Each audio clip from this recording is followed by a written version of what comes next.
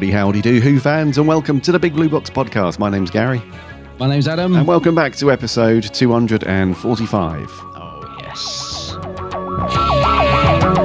One day, I shall come back. Yes, I shall come back. Until then, there must be no regrets, no tears, no anxieties. Just go forward in all your beliefs and prove to me that I am not mistaken in mine. Our lives are different to anybody else's. That's the exciting thing. Nobody in the universe can do what we're doing. I've reversed the polarity of the neutron flow, so the TARDIS should be free of the force field now. You may be a doctor, but I'm the doctor.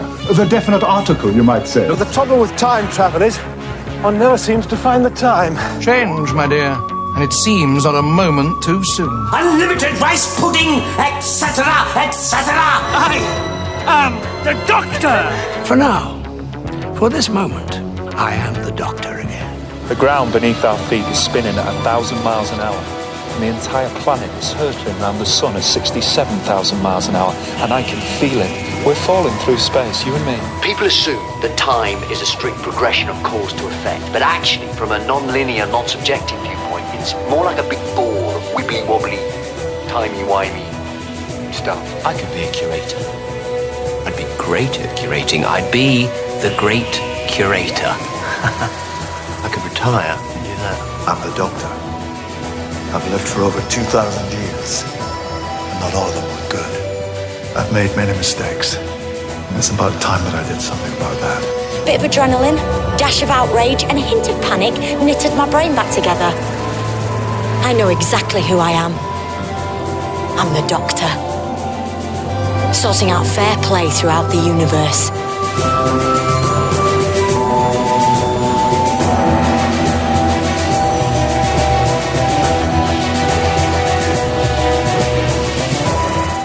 Howdy, howdy do, Who fans. Hope you all had a cracking week and that you've all managed to do something Doctor Who related. Indeedy. It is great to be back as always. Certainly is. Yes. In a week or two where we've had some interesting stuff happen in a while. It kind of interesting, but we haven't got any big news to talk about this week. So light on news, we got some merch items, but did you see, my good man, the old official BBC Twitter account for Doctor Who let loose with a massive, huge update for Series 12? What, watch this space? Yeah. I did think of you straight away, actually. As soon as I saw that, because I know, this is your field of expertise, all this graphic design and stuff, isn't it? And I thought, oh, that's a nice poster. And then I thought, TARDIS looks a bit odd, but yeah, that's cool. And then I was looking, thinking, what is wrong with that TARDIS? And then, of course, everyone starts pointing out on Twitter about the sign being in the wrong place, because that was the thing. It wasn't the sign that was in the wrong place that was bugging me. It was the fact I could see this sort of thing underneath it, and I was trying to work out what that was. I was like, what is that on the TARDIS? And then I realised that's the sort of little box that the sign should be in, but it had been squashed up, so it sort of looked like this bar underneath. And as soon as I noticed that, I was like, oh, now I see it. It's all wrong.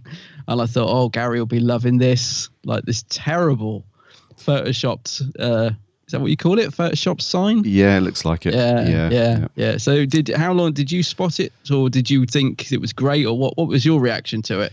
Well, my first thought was, actually, before we crack on with this picture, talking about it, how have you been, dude? Oh, I've just been... If you're like me, it's just been a busy old week or two. Adam and I have just been so crazy at the moment. I'm absolutely... Yeah, I feel like I'm a zombie. I genuinely do. I'm absolutely shattered beyond belief. I'm just working non-stop at the minute, and to top it all, I fell over last night. So I feel like I've been in a few rounds with Mike Tyson. Yeah, I know. I feel like I sort of wake up this morning thinking, what's happened to me? My legs aching. I'm got bags under my eyes, and I'm absolutely destroyed. But yeah, apart from that, I'm fine. But it is great to be back, and it's weird to be recording this on a Friday, because it's just occurred to me that this is going to be going out hot off the press. It'll be Like we'll be recording this and then people will hear it in the afternoon and all unmastered and just get it out there. Like no fancy edits or clean up, just get it out. It'll be raw. Bit of a rush job. Yeah. Yeah. But that's cool. I kind of like that. It's just kind of on the fly, isn't it? We're doing it on the fly today, which is the only way we can do it. It's the only time me and you could find time to do it, which is cool. Yeah. I'd rather that than not be able to do it. It was a shame not to record last week, but yeah, it's just the way it was. That's the way it is. I'm afraid that may happen a bit coming up to Christmas because I work in retail. It is becoming really hard for me to get time to do this. So just to warn listeners, we'll always try when we can to do a pod, but work's absolutely crazy at the minute, and we're only at the start of November, so I have no idea what the next couple of months are going to be like. But we shall see. We will always endeavour to get the podcast out to you guys. Of course, yeah. It might be a funny old time at the next few weeks in the run up to Christmas, as Adam said. So just keep an eye out on the Twitters and stuff. We'll let you guys know what's going on, but we should be okay. There might just be the odd week where we postpone it or we just don't do it that week. But we'll try not to. You know us. We'll always try and get the pod out there. Yeah. So I haven't really been up to much at all. We'll come back to that sign in a minute because I want to know your thoughts on it. The only thing I've done Doctor Who related is I did watch the Children in Need recording of the Children in Need album. So, all these sort of celebrities went into Abbey Road Studio, recorded their song. And obviously Jodie Whittaker did one. She did Coldplay, and David Tennant did one. And we spoke about this the other week of the podcast. But it was nice to actually see a program of the making of that. And I'll be honest with you, I kind of was channel hopping and I just put it on because there was nothing else on. And I ended up really enjoying it. I don't know if you saw it. I did. Yeah, I thought Jodie and David both come across really, really well on that. They did, actually. Jodie was incredibly emotional when she was singing her song because was it dedicated to her nephew or something? Yes, yeah. Yeah, and she had a picture of him in the booth. And so it was a really good program, actually. I enjoyed that. So, the only other thing I've done this week is I did buy a ticket to the JNT screening at the BFI, which is going to be on before Fenric. So they've sort of announced this really last minute that, the JNT extra that's going to be on the Blu-ray set. They're going to do a screening of that before Fenric. And I was a bit unsure because I think it starts at 10. I thought, that's for me to get to London for 10 and I don't know. But anyway, I bought a ticket to that, so that's quite good. I just hope I can get there on time. So that should make the Fenric thing even better. That's one of the extras I was really looking forward to seeing as well, was the JNT documentary. So to see it on the big screen would be cool. It will be, actually. Yeah. Are you thinking of going to that? No. Yeah, I've been quite intrigued by that documentary, so I thought I'd go for it. Yeah, I mean, don't get me wrong, it's it does look kind of cool. Anything to that the whole JNT era is quite interesting in itself. I just don't know if I can be bothered to get up that early because I live a bit further away from London now, so I have to get the train in. So true. I'm thinking my trains, but I booked my ticket already actually. So that's another reason I've already booked my ticket. To come into London, but just fill me in when I get there. We'll grab a coffee. Yeah, cool. Yeah, I just fancied it. I think Adam, tall lad, sold it to me because he was like, we should wear Hawaiian shirts and go and see it. And I thought that is a cracking idea. So I might have to try and get hold of it. He sounded like one of the what were they? The Harry Enfield DJ then, like, when he rock on, man. So I might try and find the Hawaiian shirt for that. For that event, which I think would be quite cool. But I'm like you, I'm thinking, because I am working so much, I'm absolutely shattered. And I was thinking, oh man, I'm gonna have to get up quite early to make sure to get to the actual BFI and get my ticket for the start of 10 o'clock. Is going to be a push, but anyway, I'm going to do it if I can. No, you'll be fine, mate. I'll be arriving in a Hawaiian shirt, flapping in the wind, a complete mess. Let me in. 10 minutes late. Sorry, sir. No late admittance. Let me in. So that's me, dude. The only other cool thing literally just happened before we started recording was I got a little parcel from FP delivered. I was like, ooh. Thinking, what have I ordered from them recently? And I opened it up and it was the Ace jacket, which it's basically a hoodie with the Ace symbol on the back, the Forbidden Planet I think it was a convention exclusive that they recently did. Oh, it is. Yes. Yeah. Yeah, I know it was really limited. I remember when it went on sale, I thought, oh, I'm going to get that because it looks cool. I just love that ace symbol anyway. I think it's brilliant. So that's just arrived and I've just tried it on and it looks blimmin' awesome. I'm really pleased with it. I was worried about the size because, I never know what size to get. I don't know about you, but I find that sizes vary massively depending on the cut and stuff. And I was thinking, I don't want it to be really baggy. But then again, I don't want it to be really tight. So I was like, what size do I get? Anyway, it's a good fit. I'm really chuffed with it. So is that FP, right? That's FP, yeah. Sometimes, even if you buy... I've bought various T-shirts over the years. They're all size medium. But I'll tell you what, some mediums from there are an extra small. And some mediums are an extra large. And some mediums are actually medium. So I think it just depends on what supplier they get them from. And the other thing is, it was really limited. I think it was limited to 100. So I'm thinking, I'm almost too scared to wear it out. Because you know what I'm like when I go to the BFI. I was thinking, should I wear it to the BFI? I was thinking, I'll get drunk and spill beer all down it and sausage roll and I'll probably fall over and rip the sleeve. And do you know what I mean? I was thinking, I don't know. I want to wear it, but I kind of don't. Might just wear it in the house. How boring. Just wear it around the house. Wear it around the house. The limited 100 hoodie. Yeah, don't touch it. When someone knocks at the door, don't even say anything, just point at the logo on it. Like only 100 of these made. Be like, whatever. Postman's like, whatever, yeah. Yeah. Oh, dear. I'll probably still spill tea down it, even just wearing it home. Well, it's a bar for bit the of course. Biscuit, dunking a biscuit. Oh, no, and it drops and it's all down the front. Oh. Especially if it's a rich tea. With a rich tea, you get one dunk and that's your lot. That's it. Yeah, you got to be quick with them. Yeah, you have to go something a bit more, like the chocolate hobnob is a good one. You can get a few dunks out of that. Yeah. Or the bourbon, or the custard cream, double up. Custard cream. Oh, JD likes the custard cream. Yeah. Well, according to one episode. Yeah. Well, the old bourbons are good. You know where you stand with the bourbon. So that is me, dude. That is all I've done. I mean, I'm actually amazed that I managed to fit in watching all 7 episodes of this week's review app. I was really worried about that. I was thinking, am I actually going to find time to watch this story? Because it's been a blimmin' long time since I last watched it. So it had to be done. But yeah, I managed to fit in. I watched a couple each night. Got it done pretty good, actually. So yeah, it's a big one though, isn't it? 7 parts. Yes, it is a big one. Yes. Yeah. So that's me. How about you? That's you, bud. Well, yeah, not much at all, mate. Like you, I've been really busy. Work's been just crazy. I've had to go in and out of London a few more times as well the last week or so. So I haven't really done too much. The only thing I have done, so the end of the week before last, I started a rewatch of the Eccleston stuff, just because I was in the mood. It's only because I was going through. It was one of those evenings where my wife was away with work. The lad was in bed, so I had the TV to myself, and there was nothing on Sky. So I fired up Netflix and just browsing through there. And as usual, I couldn't find anything to watch. And I just, on the Apple TV remote, it's like a swiping gesture thing. So I swiped and a load of stuff zoomed past, and it just happened to stop on Doctor Who. I was like, oh, okay.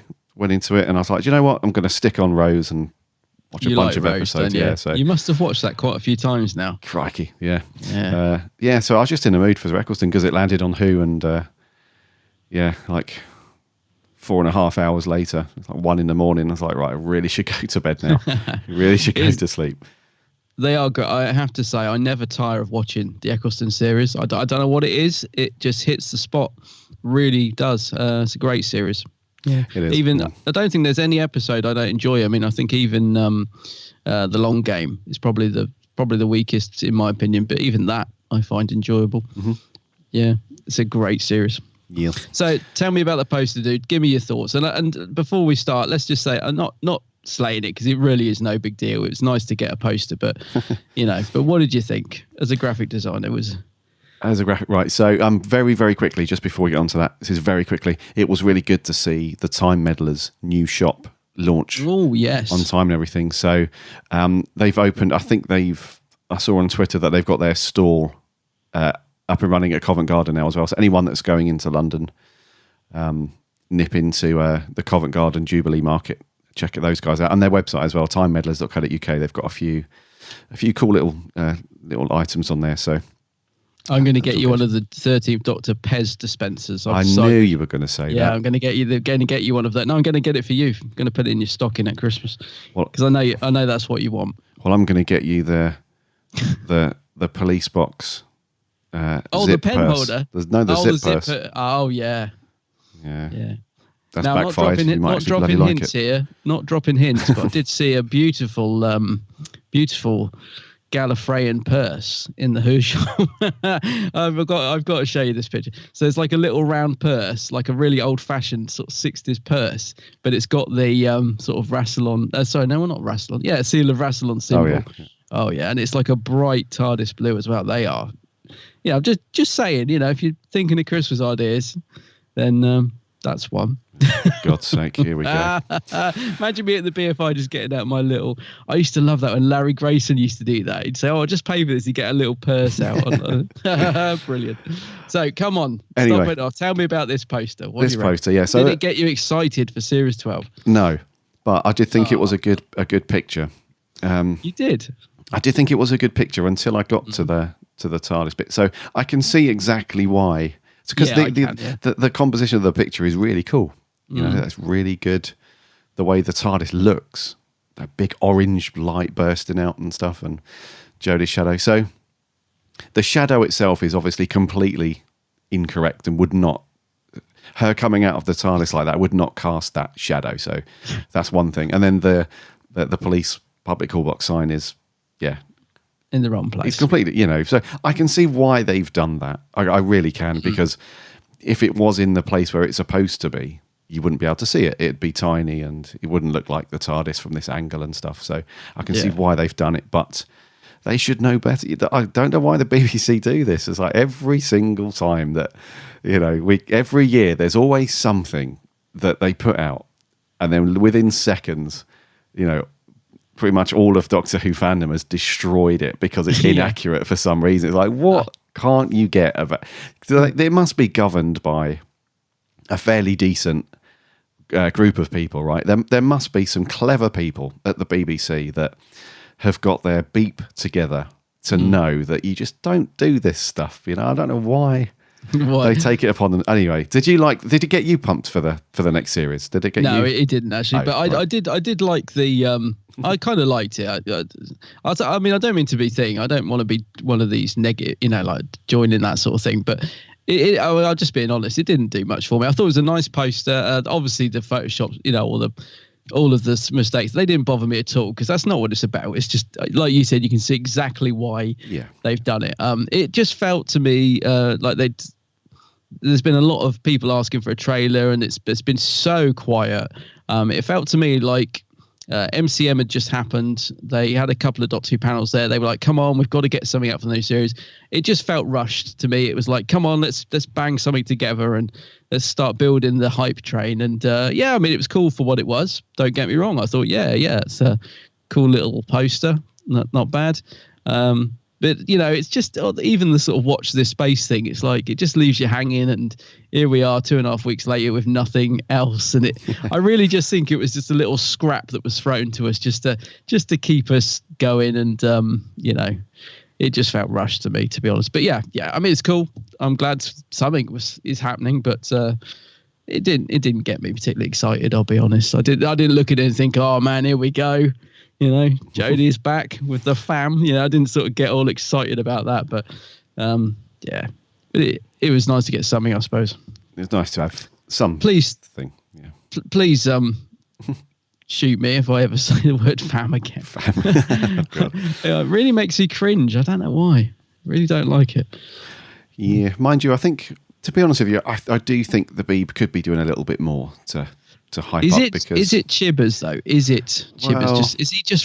Has he got that much control that he really just isn't letting anyone, do anything? Like I don't know, because it is unbelievable the amount of there's stuff you can be doing. I know they sort of put posts out about this was a year ago today this episode aired, and they're sort of trying in that sense, but that's I don't know. I just wonder, has he got it under such a tight grip that they just literally can't release anything, or what?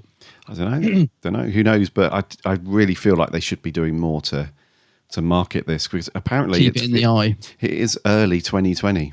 This series is due out, so that's in 2 months. If you want to class it as like early, I know it's probably not January, but early to 2020 is not far away. So, and also a few years ago, you and I spoke about some news, and this is going back a few years now, but we said that during the Moffat era, that the BBC had secured the show up until was it up until 2020 or 2022? 22, I think. Was it 22? I can't remember now. That's not in the world of television. That's not long, really. No. So a lot is riding on series 12, to be honest with you. So they really need to get behind it and market it. But there we go. So yeah, before we crack on with merch, one cool thing I did notice though is that Torchwood and the Sarah Jane Adventures, for some bizarre reason, the BBC have created their own official YouTube channels for those programs. Have they? Yeah. Oh, okay. I didn't notice that. Yeah. So, on the Doctor Who YouTube channel, the official one, every kind of week or every 2 weeks, they put just out a 3-minute clip of something from the show. They've started to do the same thing with Torchwood and Sarah Jane. So there's about half a dozen videos on there. They're proper official channels, which we've not had before. So the timing of that is quite interesting. Yeah, I hadn't noticed that. That is interesting. Like, why would they do that? Why would they do that? I mean, I'm glad they have. But yeah, that is interesting. Yeah. There was something I wanted to ask you about, but I've got to be a bit careful because I don't want to. We don't do spoilers, and I don't want to do spoilers in case anyone hasn't seen. But then again, this has been blasted across everywhere, so there's a good chance people listening have seen it. But I'm not going to say the exact thing in case. Do it in sign language. We're on Skype, so sign it to me. This will be fantastic for the podcast. I'll just show you a picture of it. No, I just wondered if you'd seen. So there was some filming in Bristol for the Series 12. Yes. We think about it. So you know what I'm talking about. I don't have to say what the actual returning, what the creature is that we saw on the bridge. I'm sure everybody listening knows, but I'm not going to say it just because I don't want to ruin it for anyone. But I was just wondering what you thought of that. Did you? Because I'll be honest. So this particular creature has got a slight redesign, let's say. Now, for the first time, I was actually like, oh, the first time in I don't like much of the redesign, like the Sidemen and stuff. I think they look awful. But I liked what I saw, and I just wondered if you liked what you saw. I'm trying not to give too much away because, as I said, I know some people just don't like anything ruined, and I don't want to ruin anything for people. But most people will know what I'm talking about. I didn't really see much of a redesign, to be honest with you. I'm talking about the. Oh, maybe I'll have to talk to you off air. I'm talking about the. I can't say it because I don't want to ruin it for people. So let's just say, for those listeners now I'm talking about, I thought the design looked good and looks very promising. It's certainly the first thing to get me a bit excited for Series 12 because I've got to be honest, I'm not really hyped for it at all. Like the Jadoon news didn't do anything for me whatsoever, I'll be honest with you. But I saw this, this picture of something on a bridge being filmed, and I thought, oh, that looks pretty good actually. I like the look of that. So yeah, those of you that know, great. Those of you that don't, hopefully I haven't spoiled anything for you. Yes, we'll have to have a chat about this. I thought you'd know what I was talking about. Yeah. Okay. Yeah. Right. We've waffled for long enough. I think we have. Let's do some merch. Merch corner. Merch corner. Merch corner. It's a bit rubbish, but it's pretty. It's very pretty. Well, there you are, young man. What do you think of that now, A Viking helmet? I know, it's on the telly. It's everywhere. I don't know whether to be impressed or disgusted. I work in a shop now, here to help.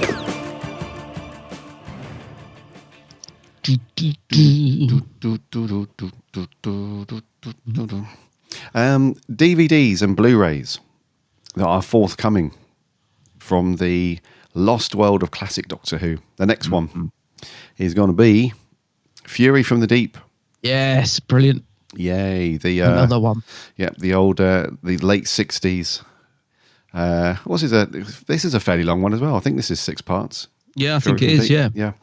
It's really cool. This the Troughton story. So this was announced back on or in the recent was it MCM or London MCM, Comic Con? I think. Yeah, one of those. Yeah. Yeah. So there was a panel all about sort of animation and stuff, and this was announced there. They had a little teaser trailer. It's the word teaser is very relevant here because there's nothing in it really. It's just a bit of a slow pan with some wind blowing and stuff, and then it cuts to the logo, which looks really cool. Actually, the new logo. It's like this bright green, and the font looks really cool. It's got a very Hammer-esque horror vibe to it. Looks really cool. Yeah. But the audio is very clear and crisp.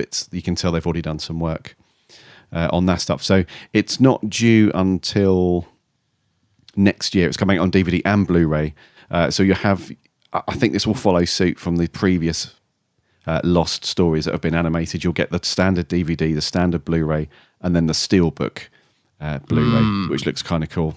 If that's the final version. Oh, it's not the final version, but yes. So it was announced, and then they're going to do it in both colour and black and white, like they did previously. And there'll be a new making of and some other features what we don't know about yet to be announced. But I assume this is another pre-order for you, Bud. It is for me. Oh, absolutely. Yeah, no, really, really great news. I know Fury is one that fans absolutely love. It seems to have got a really good reputation. It's not a story I know a lot about. So I'm quite intrigued by it, actually. And I'm really looking forward to getting this one. As I said, I know a lot of fans really rate it as a good story. So, yeah, it sounds like it was a great choice. What's the one that's coming before that? The other one that was announced, is it Faceless Ones? The Faceless Ones, yes. So that's another Troughton, isn't it? Because I remember when we knew that they were going to announce another Lost story coming up, and I must admit, part of me was hoping for a Hartnell. I was thinking, I love Troughton, but I'm ready for a Hartnell animation if they're going to do one. So when it was announced, I was like, that is brilliant, great story, great choice. But I was sort of thinking, a little bit of me just wanted a Hartnell one next. But I'm thinking they're trying to fill in the gaps, ready for a Troughton Blu-ray release, I would think. Because I assume he's got the most missing stories of all the Doctors. I think he has, yeah. So, so I'm absolutely pre-order, can't wait. I'm really looking forward to both of these, actually, Faceless Ones and Fury from the Deep. Two really nice things to look forward to. Indeed, yeah. Price at the moment is $18.99. You can get it from the usuals. Amazon, Zoom.co.uk. You can pre-order it now. But there's just no date at the minute. It's just next year. So it's just there. I'm looking forward to the artwork because I love the fact they're doing steelbook for both of these, and still the BBC seem to have twigged that us Doctor Who fans love a steelbook now, don't they? They seem to do it for everything, which is great. I hope they continue to do that because I do love a steelbook. It's like, yay, the BBC get it. The Faceless Ones, just as you mentioned there, that is not out until when's that one out? Oh, that's I don't think that's got a date yet either, does it? No, I think they're just both penciled in for next year, aren't they? Next year, yeah. I guess I suppose they're probably still working on the animation, so they're probably just going to gauge it by that. Yes. But yeah, great news. Absolutely brilliant news. Right, in other merch news, we've talked about these guys before. They are called, I'm going to struggle to pronounce it. Terra, no, you say it. Terra? I think it's Terracuous. Terracuous Distributors, yes. I think. Yeah, Terracuous. Let's go with that. These guys basically are trying to fill in the gaps that we have from the original Doctor Who annual releases. So there were a couple of years that were missed out, and they've been doing a great job of actually producing the missing annuals, if you like, the ones that were never done, the years that were never done. And the artwork that they've managed to get is often from people that worked on the annuals at the time, so they're very sort of authentic and they look great. So the next one they've got planned is something slightly different. So they've been doing obviously the Doctor Who ones up to now. This one is a Doctor Who one, but it's going to be called the Master Annual, and it's got the cover of it is basically inspired by the very first William Hartnell annual. So it's got that sort of look to it. If anyone's trying to think, if you think of An Adventure in Space and Time, they use that annual cover in that, don't they? They put Bradley's face on it. Did a brilliant job on that. Yeah. So this one's sort of similar style to that. It's got the Master written in that sort of annual text. It's got a picture of Roger Delgado on the front. And they've given a little sort of blurb about it. It says, the Master is the anti-hero, sometimes saving people not because of compassion or moral values, but because it suits whatever agenda he has. Of course, he can also be the villain. He's very good at that. And remember, the meddlesome Doctor isn't around, and that's when villains come out on top. And it does say the cover is a tribute to the Hartnell Annual by artist Paul Cook. So yeah, this sounds good. I mean, there's more information if you head over to their Facebook page. They'll give you a bit more of a lowdown on it. I think the previous annuals have been pretty popular because they've put a lot of sort of hard work to make them look quite authentic to fit in with the original ones. So this is a nice little addition, I think. It is, yeah. It looks very cool. I love the cover. Yeah. The cover's really nice. And I do. I love it. Yeah. Yeah, just to I find a bit of blurb on it. It says, with the cover, we wanted to make it clear that the Doctor isn't around. This is not his annual. Fans of the classic annuals will notice that there are a few empty spaces. Those spaces will be filled by characters from the stories within the annual as the project progresses. So looking good. Yeah, it does look good. Yes, we'll give you some more details when they've confirmed when the release date for that and so on is. But I think there are other ones due out before that. The Sixth Doctor, was it 1987 manual, if my memory serves correct? I can't remember, but yeah, I think it was 87, wasn't it? And then the previous one was a Pertwee one. Yeah. Actually, head to their Facebook page. I'm on it now. I've got the covers are great. They really have done a great job of capturing that sort of look. So, yeah, I can't pronounce them, but I'll spell it for you. TERRAQUEOUS Distributors. Yeah, go to that website. Or just click on the link that Gary will put on. It's up to you. Yeah, go and check it out. They've got some, if you're a fan of the classic years and that old nostalgia annuals and stuff, it's cool.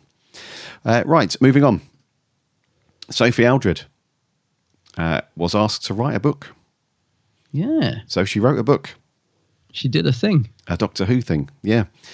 So she has wrote a Doctor Who novel called At Childhood's End.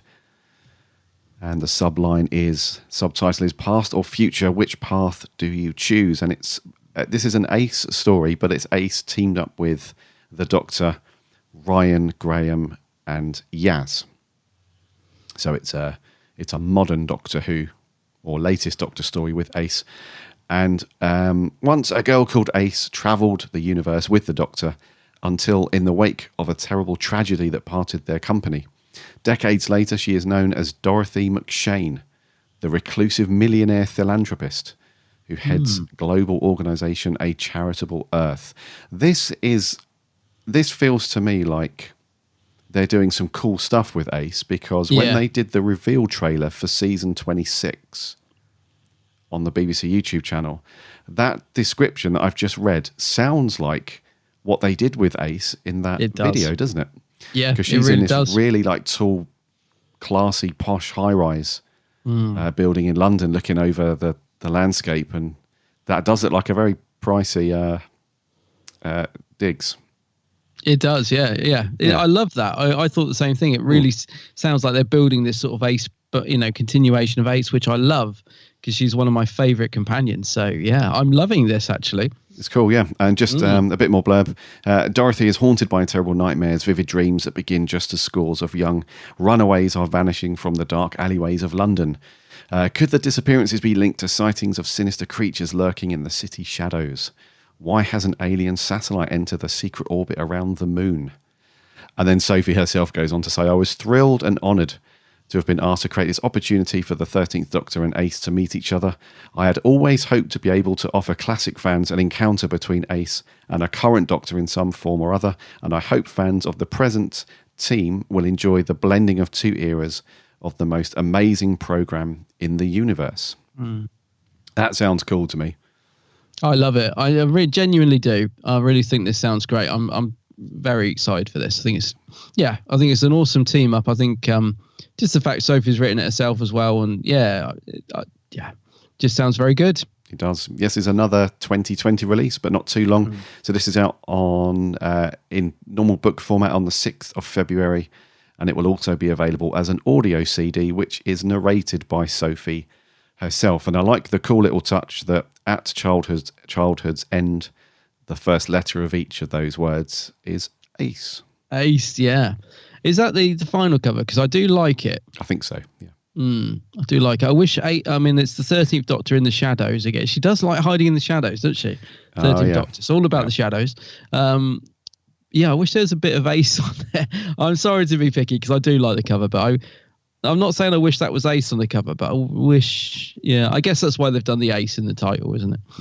Yeah. Is to put her on there. Big Finish fans, I need your help actually coming to do with this, because I remember yonks ago listening to the missing stories that Big Finish did, which basically continued doing the 7th Doctor stories that were never made after Survival.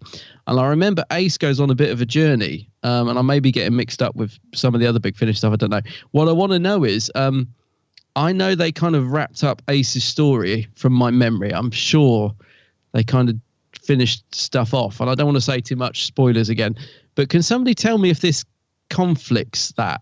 Not that it's a big deal, but I'm just thinking, I'm sure the Doctor took Ace on a bit of a journey in those Big Finish stories that kind of ended.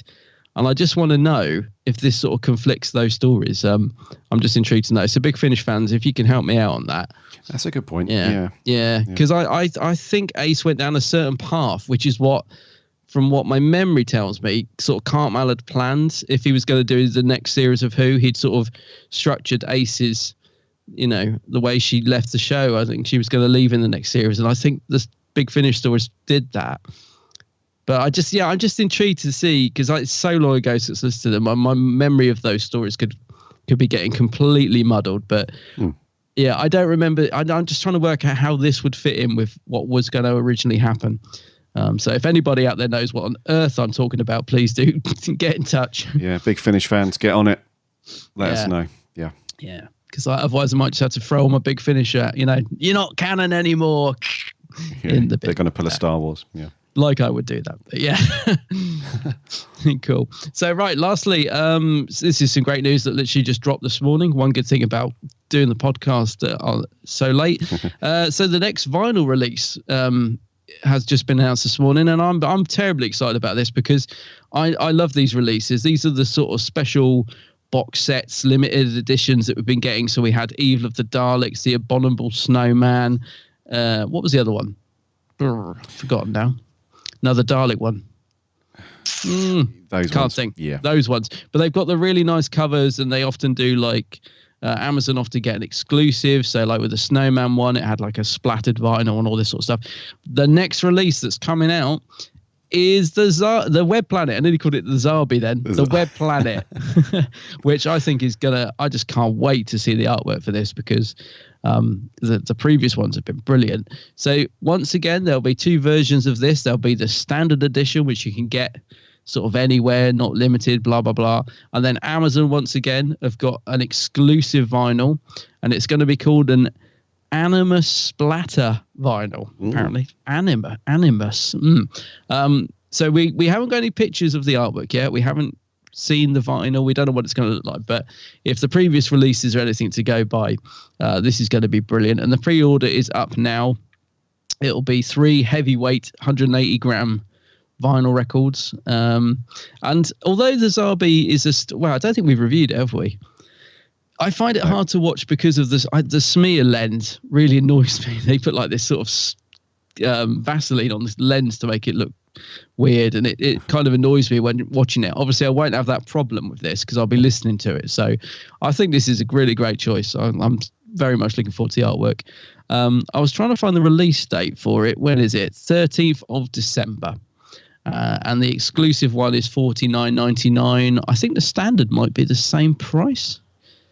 They normally are. It doesn't say at the moment, but no, that one's coming up as currently unavailable, which probably means the date will be changing on that. But anyway, at the minute it's scheduled for December 13th. Yeah, so Web Planet exclusive edition, limited edition of only 500 is from those people at Amazon. But the standard one you would just be able to get from you. I've seen them in HMV sometimes. I saw one in there recently. Actually, they get them sometimes. So, yeah, that's great. I know you haven't got any of the previous sets, have you? But they are. No, I mean, they're expensive and they take up a lot of room. So I can totally get why you haven't. But I'm loving these. Absolutely loving them. No, I have to kind of pick carefully what I'm going to start collecting these days. Yeah. So, but it does look very cool though. Yeah, got to love the old limited edition version. Yeah, well, it's nice to see. Again, it's Hartnell as well. It's nice to see Hartnell's story getting a bit of love. Indeedy. Yes. Right. That's it for merch. It is. It's time for some Third Doctor action. Doom, doom, doom, doom, doom. Dun, dun, dun. What are we reviewing this week, bud? Some of the music in this. This week a bit of pertwee action. It's the Ambassadors of Death. Control to Recovery 7. Do you read me? Control to Recovery 7. Do you read me? In a few minutes, we shall know the answer to the mystery that has baffled the world scientists for 7 months. There's been no radio contact for 7 months. Something's gone badly wrong with Mars Probe 7. Close Space Control, this is Recovery 7. Will you clear us for re-entry? What's wrong? This is an emergency. We must alert the world to the menace of an alien invasion. We've got to find out who's sending that signal. You're not having a great deal of success, are you? The astronauts are still missing. We're sure kidnapped. Those astronauts were emitting radiation like walking reactors. I shall recommend an immediate all-out attack. That doctor has even volunteered to pilot the recovery rocket. He must be stopped. If that rocket goes up, it means disaster. A large unidentified object is approaching you on collision course. Blast that thing out of our sky. I don't know what we brought down in Mars Probe 7, but it certainly wasn't human.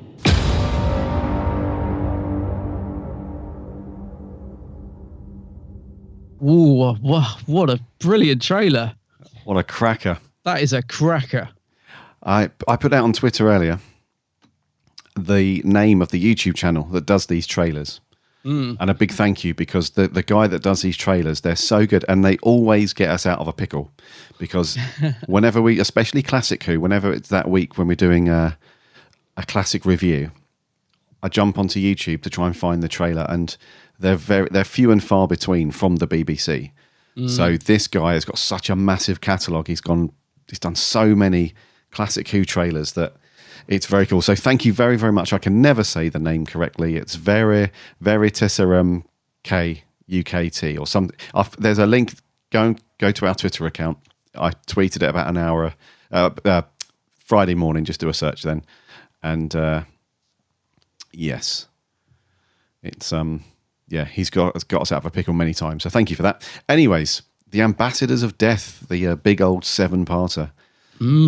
From Series 7, no less. It was first broadcast back in March 1970. Wow.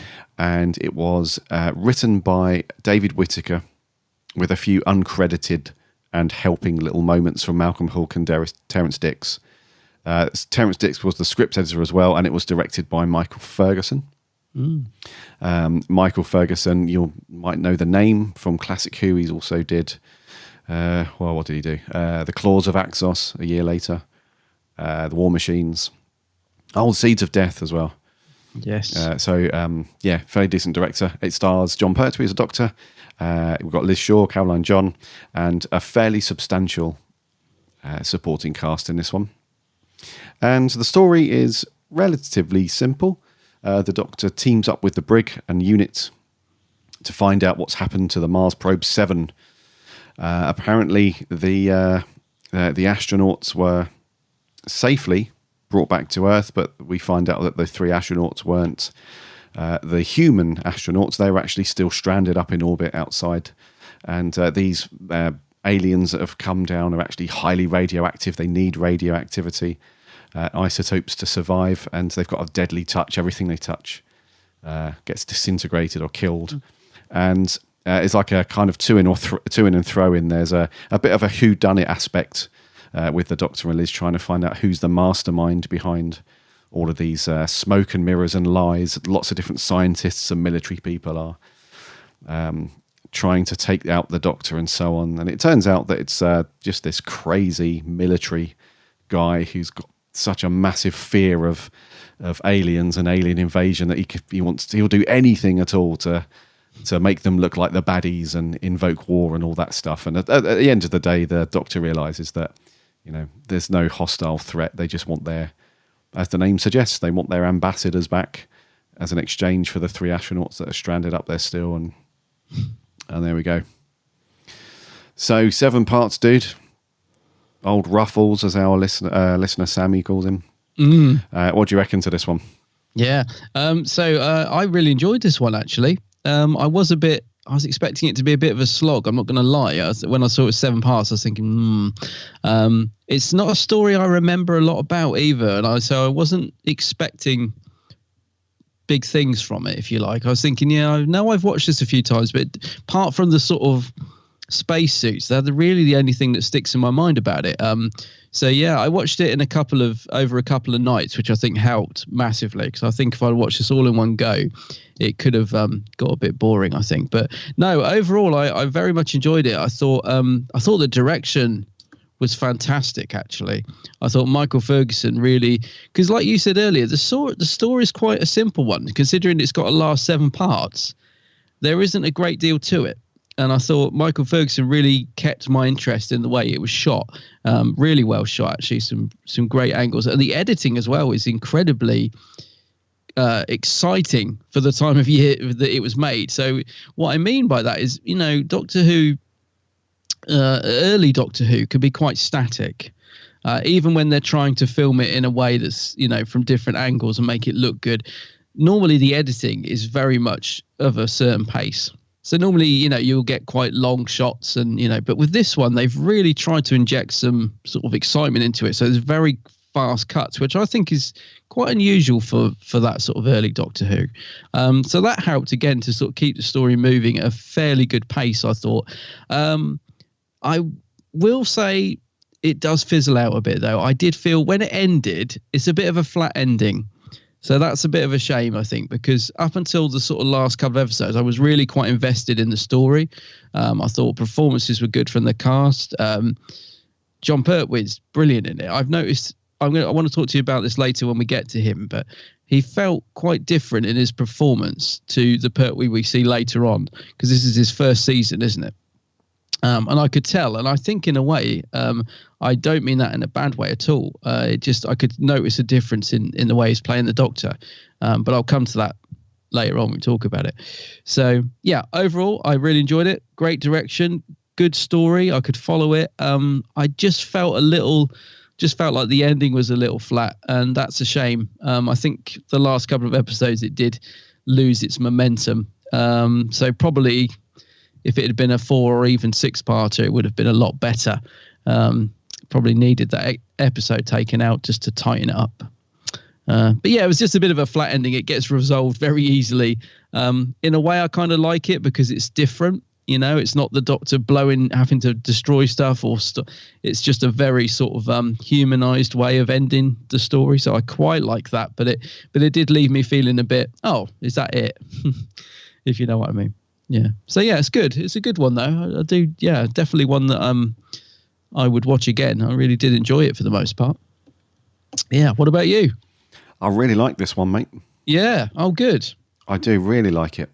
I couldn't remember anything from my first viewing. No, me either, really. Apart from the spacesuits. Yeah. And I don't mean that in a derogatory way. Like, oh, there's nothing in here. I just genuinely. It's been so long since I've watched it. It's just not one that I gravitate to if I'm going to watch some Pertwee for some reason. But on the second viewing, I've only seen it once before, but on this viewing, it's I was just really hooked. I watched this. I think I watched this with 3 one evening and 4 the other. Okay. Yeah. I just didn't mind that at all. I just happily sat there, and I mean, to be honest, if I had more time. If I did this, if I watched it at the weekend or a day off or something, I would have happily just gone through 7 parts of this. It's not the quickest story in the world, and it's not. It does suffer slightly from a little bit of lag in some places. Like some of the scenes where you've got, like, there's a scene where the Brigadier and everybody are out in the field and they've come to pick up the capsule that's landed. Yeah, and then after they've loaded it onto the lorry. There's a scene where they're just driving around country roads. That seems to go on for ages. It's like, we get it. They've picked it up. They're going to take it here, Yeah. And then the scene where It's classic 70s TV. It's so good. Like the scene where the helicopter comes down over the truck and the dudes hang off of it, and it's like, a bit of action going on. That kind of pulls you back in a bit. But then there are other scenes as well, like when Liz is running away from the bunker and stuff, and when she, so there are scenes that you can tell that have been stretched or not edited down because, it is 7 parts after all. But overall, I think this story's got a really good vibe about it as well. It does, yeah. There are some parts of each episode where you think, am I watching a Doctor Who program here? Because it's got like I think because of the way it's been directed and the music choice as well. I think some of the music from Dudley Simpson has got a very different feel to it than some other Doctor Who. It's got a very unique theme, especially the theme when the ambassadors are on screen in the spacesuits. Yeah. It's got a really kind of quite trippy, isn't it? Otherworldly, but very unique theme. And then there's another theme as well, which has got like a kind of a very old school spy espionage saxophony kind of really early James Bondy kind of feel to it as well. Yeah. Do you know what I mean? So it yeah. Yeah. And it kind of, it feels like those really old style of kind of, like The Saints and, that kind of show from back in the day. It's got that feel to it sometimes. And because there's not a lot of like good old fashioned sci-fi is only present in this story in drips and drabs, really. The most part of it is a kind of Cluedo-y detective story almost. So there's only like little pockets of spacey stuff, even though it's set at a space center and we've got the whole launch going on and astronauts and stuff. That still feels very human and very worldly to us. Yeah, that's true. It's not until the Doctor goes up to the spaceship that he gets boarded by the alien ship. That whole bit's obviously very sci-fi and stuff, but the rest of it, it just feels like a really good old school kind of detective story, really. It's you've hit the nail on the head there about the vibe for me, because that's the thing. It's there's just this sort of, I think the overall production and just the cast are playing it so straight, and everything just it almost feels like a mix of like Quatermass and then a bit of the Sweeney, like the chasing and the music, and then there's a good old shootout.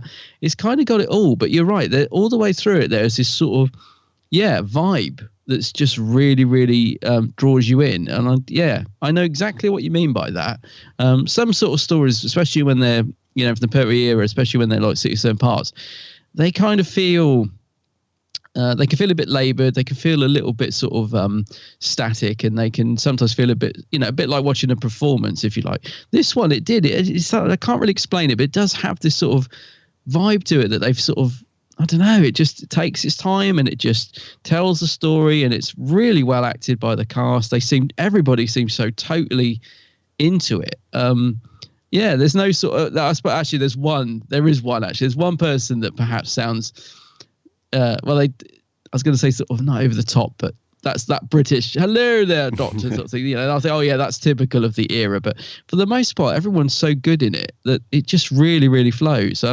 I watched it in 2, 2 and 3, so I watched 2 one night, 2 the next, and then 3, and that was just brilliant actually for me. That just really flowed nicely. But the vibe thing, I totally get it. It's just got a feel about it that it's being taken very seriously and everyone's trying to do their best, and it really did work, I thought, for the most part of the story. I was quite surprised by it because, like you, it's not one I gravitate towards very often, and so I assumed I was going to be a bit bored by it, but I was pretty invested in this one. Same. And interesting what they did with the opening titles as well. The ba-ding, the zinger, the sting. What do you reckon? A bit like I kind of liked it actually. I was going to say it's they tried something different with that, and I think when you've got a story that's at least 4 parts, these work quite well. I think I do agree with you about the scenes being stretched. I think if this had been a 4-parter, I think it would have been absolutely amazing. I think a 6-parter, it still would have been really good. I think it was just that 1 part too long. really. But it didn't. There was at no point when I felt bored. I'll be honest. There was no point when I thought, oh, can this episode just end? There was none of that. Even the bits that felt a little bit, like you said, there was padding. Absolutely, there is padding in this, no doubt about it. But even those bits, I was kind of like, I was still quite invested in what was going on. I just loved the whole concept and the eeriness and the fact that it turns out to be, these ambassadors have been sent down to do good. And of course, what do? Go and shove them in a radioactive room.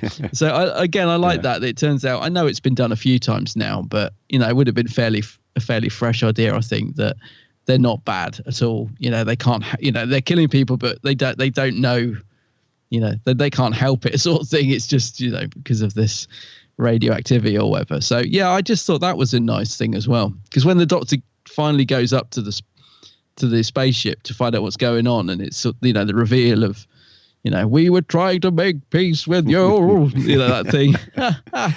I was loving all of that. I thought, oh, this is great. Oh, actually, I had forgotten though.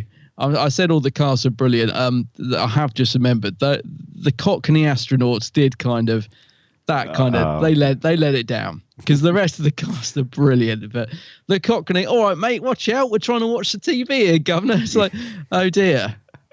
They don't think they've read the brief of you are astronauts that have gone into say that let it down. So, but it was fun though. It was funny. They're trying to watch like this futuristic TV thing, aren't they? It was. Yeah. I mean that was out of the way, mate. I can't see what I'm watching now. We're on Earth, aren't we? Yeah, that was a bit. Yeah, because it was far removed from the first. So the very first scene in episode 1 is an astronaut up in the capsule. Yeah, and he's got like a radio.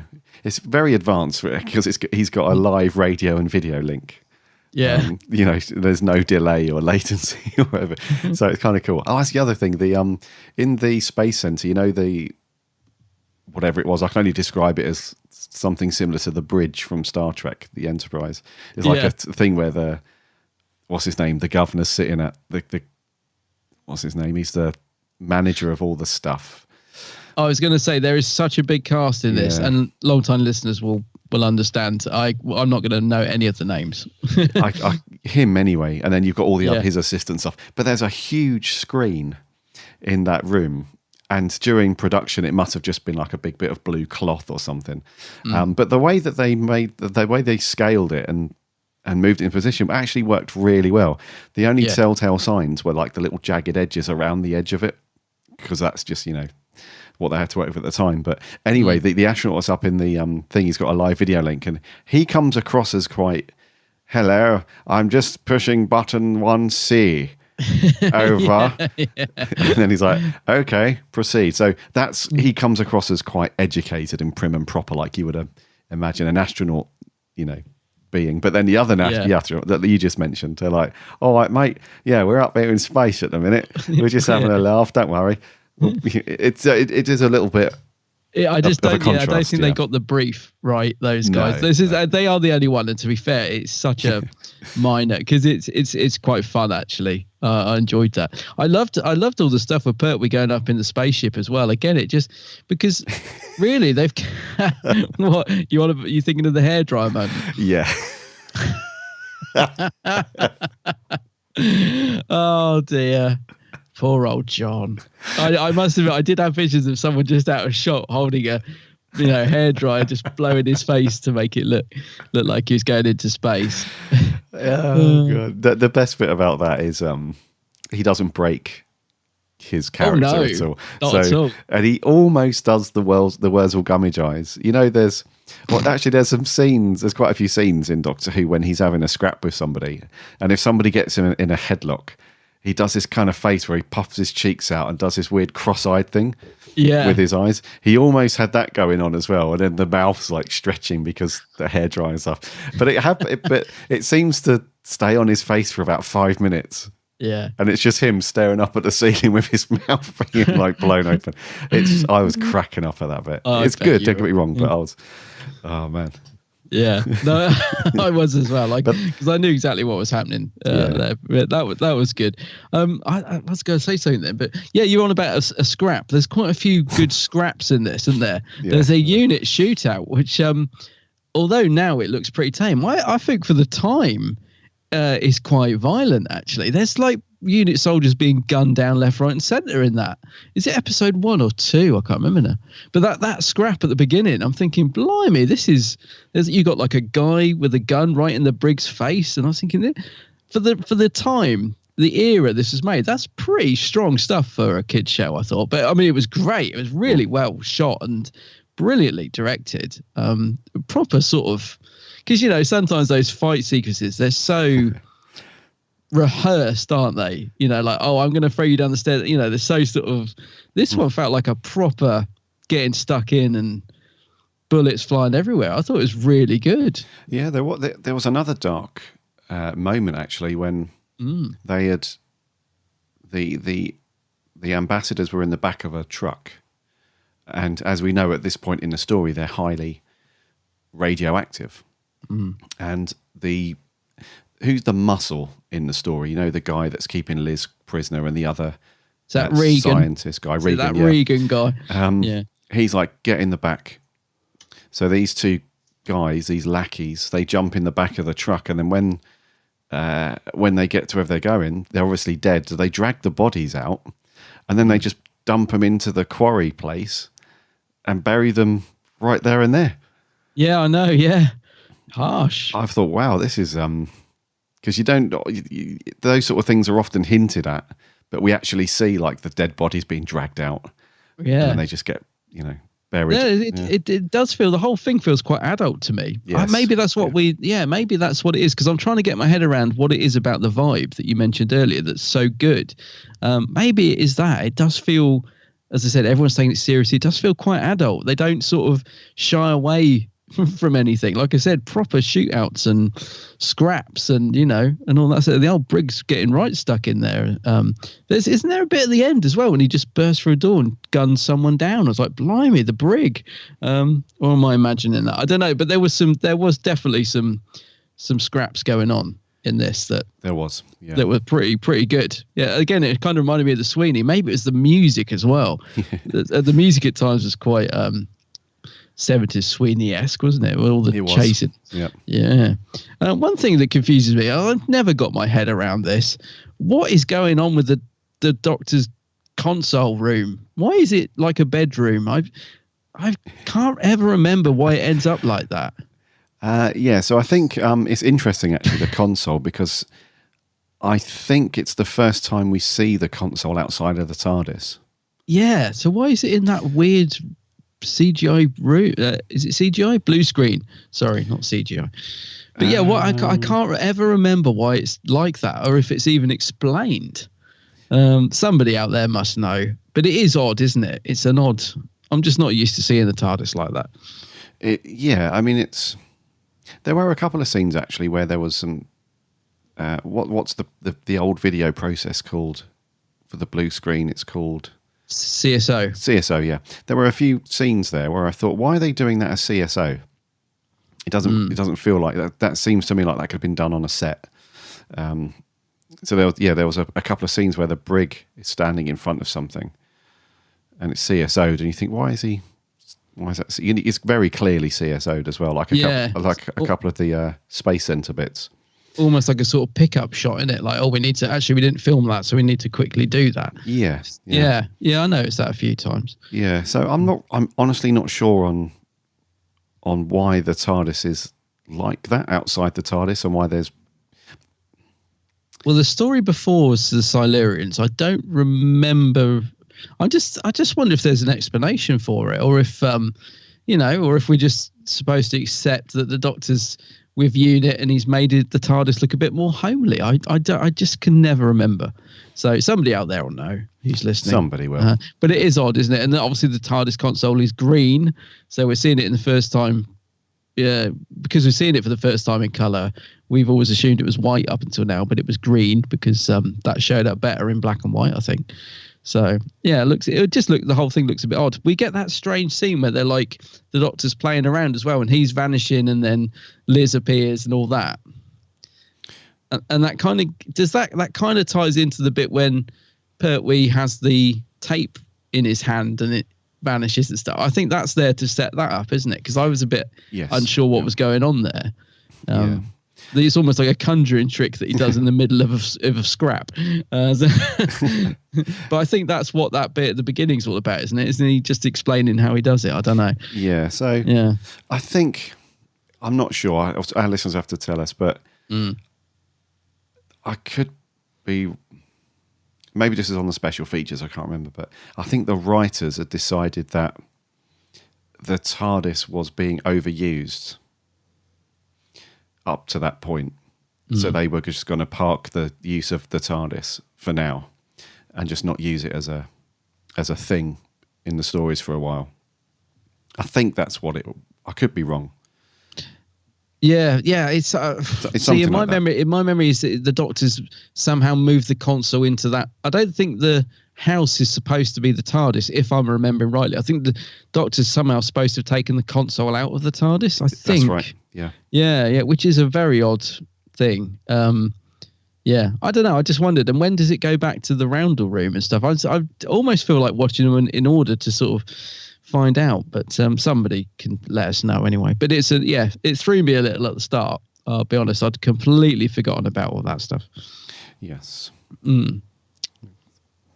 What did you think to the? So we said it's a fairly simple story. There's not a huge deal going on. It's relatively easy to follow, even if it's over 7 parts. What did you think to the whole concept of, because for the first 5 episodes, I suppose, there's always somebody in each episode which you think as they do something. So there's the scientist guy at the beginning who pulls the gun on them, takes Liz hostage for a few seconds and stuff. So he's clearly involved somehow. And then we have the guy who actually ends up being the cause of it all. What's his name? General Carrington. That's right, yeah. So he acts a bit suspicious as well. And then the person who he supposedly reports into, Sir James Quinlan, he's obviously... Great name. Yeah, he's obviously acting a bit weird as well. So what did you think? Because I felt it was written really well in that respect, where in each episode, one of those characters has a conversation between them, or they do something, and you think, is he the one? Is he the one that's masterminding it, or is it him?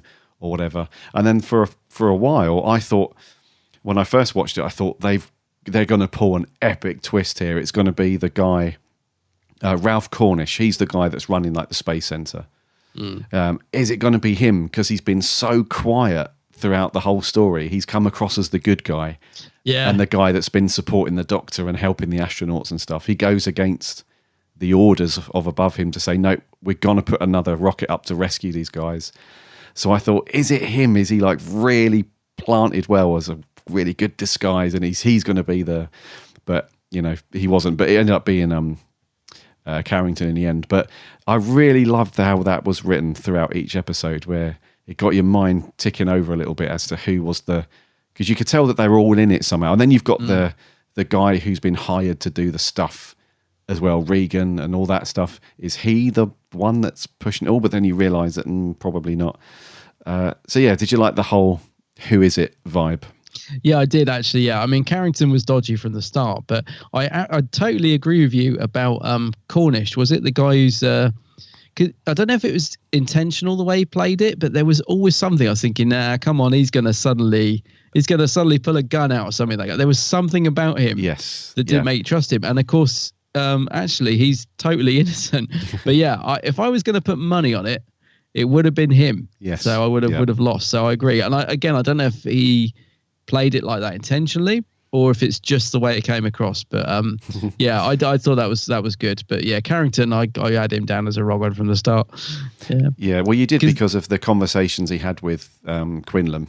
The two of them, they were conspiring to stop the Doctor, meddling too much, and they certainly didn't want the rocket to go up and rescue the other astronauts and stuff. So you could tell that they were in it somehow, but you just didn't know which one was who was pulling the strings. The main leader, the string puller. Yeah.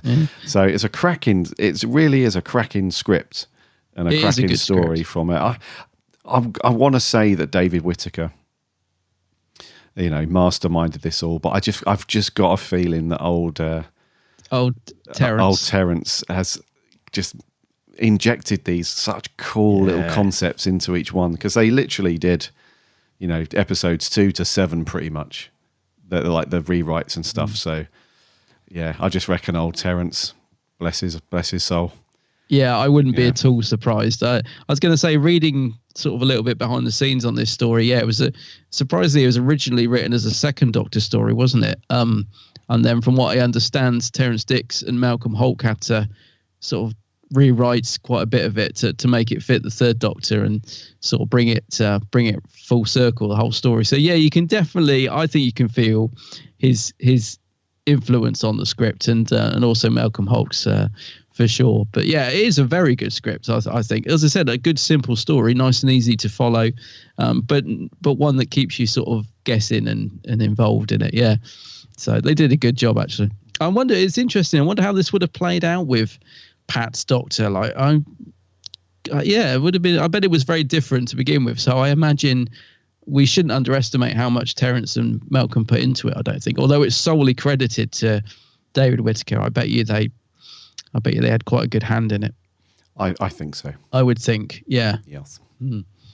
Okay. What did you? Okay, so the whole simple thread, really good script with the who's behind this sort of thing. There was also a really good sense of like being that the odds were being stacked up ever more in the Doctor's favour as the story went on. Because the Doctor, one thing I do like about Pertwee's performance, we'll come on to that as you said in a minute, he does play this very cool. He's definitely got, in some Doctor Who stories, he's definitely got like a kind of Roger Moore kind of suave coolness about him.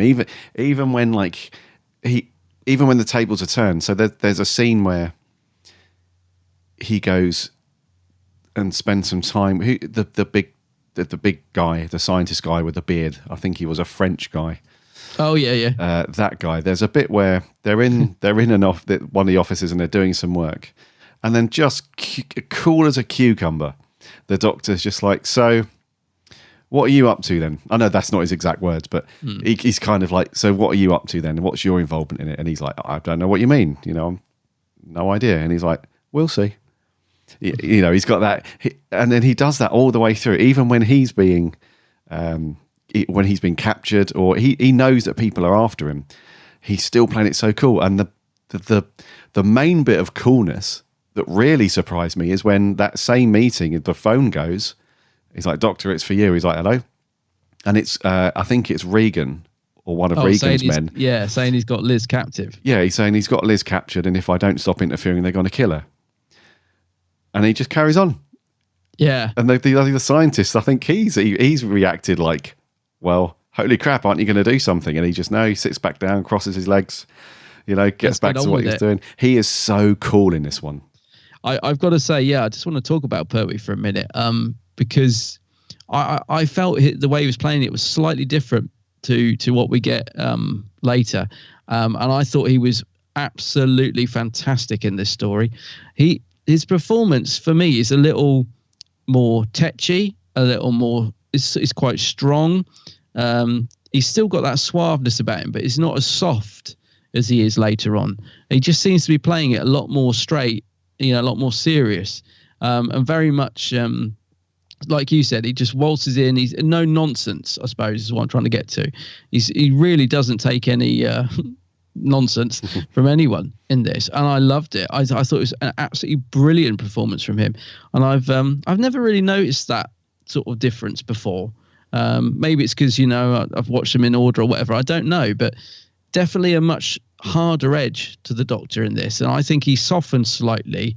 If you think about sort of later on when we get a lot of the sort of rubbing under the nose when he's thinking, and he's definitely sort of more genteel later in his performance. Whereas this one, he is just waltzing in.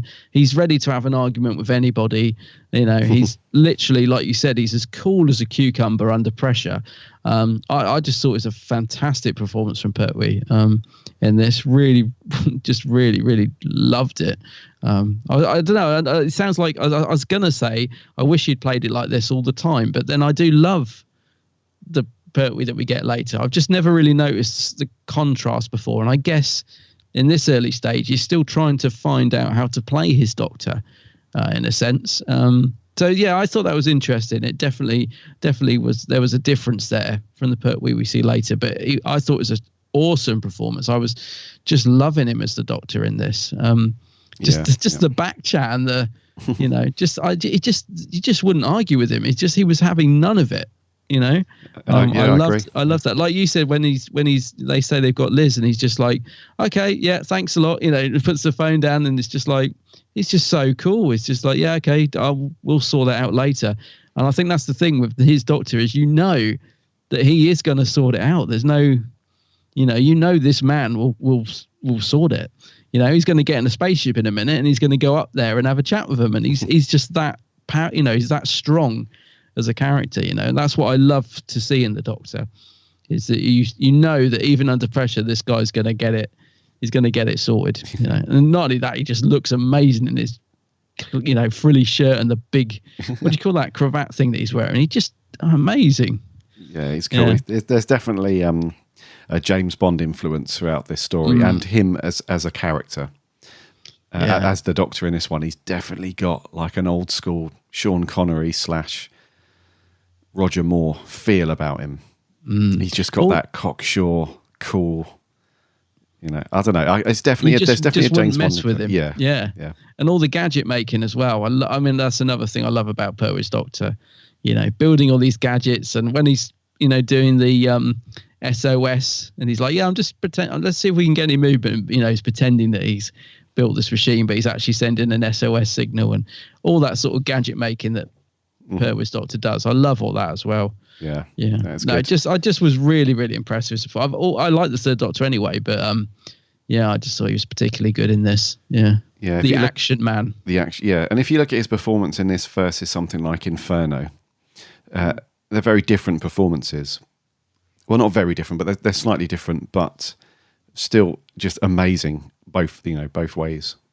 And the dynamic, I think, as well between him and the companion is different in this. They're almost like what's the word?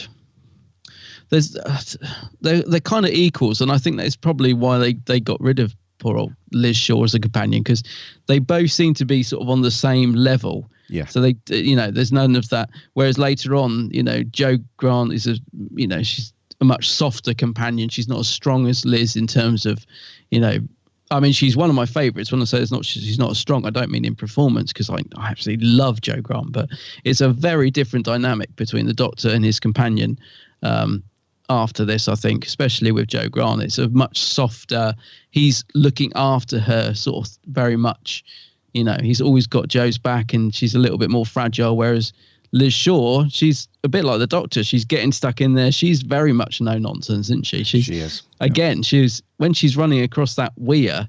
Is that what you call it? The water. I mean, that. I don't think that would happen now, because there's only a barrier one side of it. I was actually even watching it. I mean, even I know she's not gonna die, but I'm thinking, blimey, she's so close to that water rapid. She's like, I find it quite scary to watch that bit. I think the stunt guy going over the edge as well is brilliantly done. That was good. Again, for the time, it's somebody has actually gone over that weir in a dress and wig, but it looks great. I mean, the whole production just really impressed me, actually, I think. Yeah, I think they went a bit nut. Well, one of our listeners tweeted to say that they blew the budget somewhat on this one, but you definitely tell it's had some money thrown at it. The sets are quite large and very well done, and just the amount of people as well to hire for this, you can tell they've had some money. But it's weird because the spacesuits are very simple in design as well, but I think even they look fantastic. I got a bit of a Vashta Narada vibe. I'm glad you said that. Did you? Yes, absolutely. Yeah, I remember. I think Stephen Moffat may have watched this. Yeah, more specifically, the look of the space helmets that they wear. They've got that, just the shape of the glass and the helmet and stuff. You can absolutely tell that the Moff use these guys for his inspiration for that design. Yeah, I think almost certainly. Yeah. I was going to say there are some shots where you can see the actor's face. They're obviously wearing a balaclava. I'm not sure if you're supposed to, because I think it's supposed to look like a black. But I actually found that quite creepy. I thought, even if that's a mistake and unintentional, I thought it's quite eerie that you could see this shape under behind the glass. I think it was supposed to look just black, but yeah, I thought they worked really well. They were creepy as heck. I mean, that cliffhanger when it's creeping up behind Pertwee.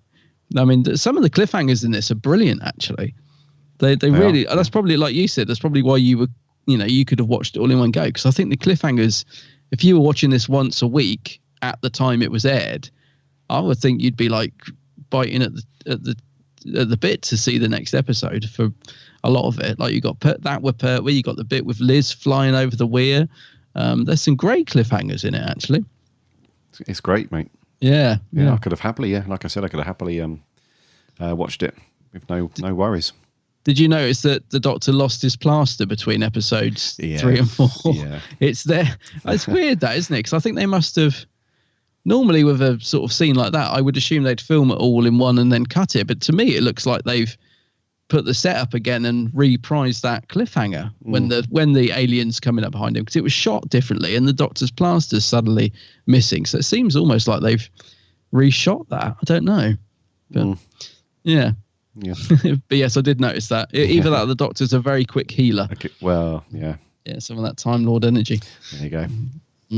Let's talk about some cast members. Yeah. So let's go with Regan, the selfish guy who wants to use the ambassadors to rob banks and specifically Fort Knox, apparently. He did have a thing about Fort Knox, didn't he? He did, yes. Yeah. And I thought he was actually good, I thought he had that kind of threatening, self-centered behaviour down pretty well. Yeah. No, I think he could have fitted into an episode of the Sweeney quite easily, despite with the name, of course. But he was. So I thought he was good, as well as that sort of that villainous piece without going to pantomime baddie sort of thing. Yeah, I did think he was good. Quite a threat, just threatening enough as well, because he got poor old Liz trapped in there, and he was good. It was good. Or bad, however you want to. Or bad, yeah. He was a good baddie, played by, who was it? William Dessart. Yeah, that's good. Yeah. What about the scientist that he had captive working on the radioactivity stuff? Oh, I liked him. I feel like I've seen him in something else. What's the actor's name? I felt like he'd been in another Doctor Who, but I don't know if he has. Yeah, he was. He just looked familiar, but I liked him as well. He was very much playing the sort of scientist, a bit sort of stereotypical of the scientist of that sort of era. A bit weak and I must do what I'm told, and a little bit like that. But I liked him. I thought it was a really sweet performance. I don't know what the actor's name is. Sorry, I don't know if you've got it there. The character name was Lennox, and he was played by Cyril Lennox, Shaps. That's it. Yeah, was he in Doctor Who? Cyril Shaps, Was he in any other Doctor Who? He was in Tomb of the Cybermen. Yes, maybe that's where I recognise him. Yes, I think that is where I know him from. Yeah, he's in Tomb of the Cybermen. He was also in Planet of the Spiders. Oh, actually, so he was right at the end of Pertwee Zero. So Andy was in the Androids of Tara. So he was in a few Doctor Who's. There you go. But yeah, I thought it was a lovely little performance from him. I thought he worked really well with Liz as well. I thought the two characters worked nicely together, especially when he tries to help her escape and he's absolutely, you're a fool, terrified, isn't he? You're a fool. They'll get me. Yeah, I thought he was good. Yeah. No, he was good. I liked his character, actually. I liked him. It was. You could almost sense his demise coming, though. That's the only sad thing about it. I know. I think from the minute I saw him, I thought that. I thought, oh dear, he's had it. You could almost see it coming. Yeah, you could. Yeah. It was a cool little scene though, where Benton takes him into the cell. He's like, "You will lock the door, won't you?" He's like, "Yeah." Benton was a bit smug in this, wasn't he? A little bit. I don't know why. I didn't really take to Benton in this one. Sorry to jump ahead, but I don't know. Saying about John Devine's performance, he wasn't up there with the best. I'm just going to say that. Yeah. I don't know. It wasn't bad. Sorry, I'm probably being a bit harsh on him actually, but I don't know. It was just a bit like he sort of thing is with him is he sometimes just walks in the room, says his lines and leaves. I don't ever sort of feel much performance. Sometimes. I mean, it's his early days, I guess. I know what you mean. Yeah. Yeah. I'm not really a fan of Unit's uniform in this, though. No. They changed it for this, didn't they? But then I think they changed it back afterwards. Doesn't look good. Yeah. No, I'm not a fan of it, actually, at all. Nah. What did you think, too? What about Cornish, then? Ralph Cornish, the operator, the controller, space controller guy. He's in the very first scene, he's talking to... Yeah. Is this the guy from? I always recognise him from Crossroads. That's him. Yep. Is that him? Yeah. Because as soon as I saw him, it's really weird. I immediately heard the Crossroads theme in my head. Ding, ding, ding, ding, ding, ding, ding. I was like, oh my god.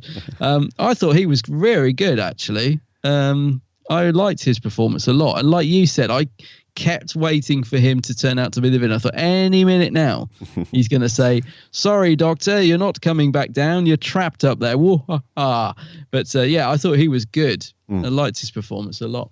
Yeah, I thought his performance was really relaxed. Yeah. Yeah, because there's those scenes where he's talking to and fro from the astronauts and stuff, and he's not rushing his lines at all. It's like quite long pauses between, and he's just chilled and very confident. Really good performance from him. Really good. Yeah, I did think it was good. Did you at any point suspect the newsreader? God, the newsreader. Played by Michael Wisher, who of course went on to be Davros in Genesis of the Daleks. It's so strange to think that is the guy that's in, because it's so different in performance. I mean, he is basically playing the, of the time, if you like, very posh BBC. So thank you for watching the BBC. So it was very interesting, I thought, to see him out of the Davros costume, or even before he got in it, if you like, because he's brilliant, isn't he? In Genesis, he's absolutely superb as Davros in Genesis. He's amazing. Yeah. So it's a very different, it's a very lightweight performance, which is exactly what it should be, of course. But yeah, I thought that was cool to see him in it. Yeah, do you know what? I was confused at first. I remember the first viewing of this. I thought, are we venturing into some weird breaking the fourth wall territory here? Are they talking, I know what you mean. Do you know what I mean? It's like, are they talking to us, the viewer, or are they just talking to the TV viewers who are within the story, which they obviously are. But when they kept, because at first I didn't think that, but then there's a scene later where he's standing in sort of center of the frame, and then he turns and starts talking to the camera, like the second news report, or the third one, sorry. And I just thought, is he talking to the viewer of Doctor Who, or are they addressing like the viewers of people within the story watching television? So I did get that feeling a couple of times. I was like, what's going on here? But then as you realize very quickly, it's they're not breaking the fourth wall, but it's an interesting little thing that they interject that into some of the early scenes. Yeah, it did throw me a little, I'll be honest. At the very start, a bit like you, I thought, because I'm not a fan of when TV breaks the fourth wall, not particularly. So yeah, I was a little bit thrown by that at the start as well. But it does work, actually. It does work really well, like you said, because it then goes into him talking to the camera. So it's almost as if he's rehearsing or something. And so, yeah, again, a nice little bit of direction there. But yeah, it did throw me a little. Yeah, me too. Because it's right at the start, isn't it? You sort of think, what's going on here? Yeah. Okay, yeah, he was actually, quite a soft performance, not really. Yeah, I mean, I'd admit, it was perfectly good at what he was playing. He didn't stand out in any way, but it's just interesting to think, oh, that's the guy who ends up being Davros. Like, amazing performance as Davros. Yeah. So, yeah, but a nice little performance. What about Sir James Quinlan?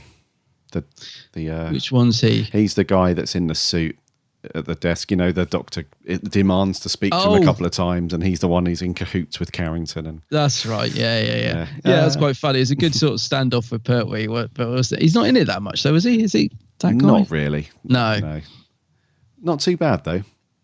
He's got that old English typical. If you were going to cast somebody in that role, there was probably 50 actors who could play that at that time. But there's a few, isn't there, that've got that very British tone. Yeah, the guy who gets killed on the desk. That's not the guy you mean, is it? Him. Yeah. He's a little bit. Yeah. Yeah, he gets taken. But that's how it was back then, I suppose. Yeah. But I love the interaction with the Doctor and that character, though. Yeah, I did. Yeah, and it's just another extension of Pertwee and the way he was written in this story, just being uber cool. So there is a scene where the Doctor questions him as well. He says something like, "And when are you going to give us the truth?"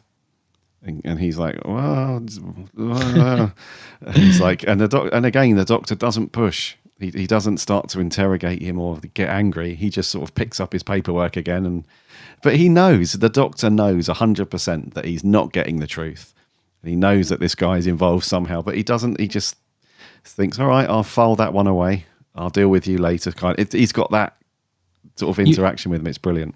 You always feel like Pertwee's Doctor's got it all ticking in his head, don't you? You always feel like he's working things out the whole time. I love that. Like, it's as if everything's just going on in his head and he's going to work for it slowly in between making a few gadgets. And don't know. I just love that about his Doctor. Yeah. You feel like he's always on the ball. He is on the ball because he's the one that really early on in the story tells them, look, your astronauts are not dead. They're up in orbit.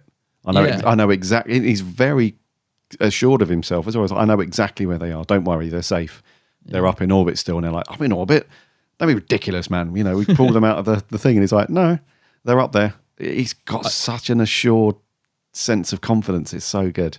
You've just reminded me. I love that cliffhanger when there's got like a loop and a standard reply on. They're like, we are clear for orbit. And he's like, how many beans make 5? And he's like, and then he's like, right, cut it open. And the music cuts in. Oh, wow.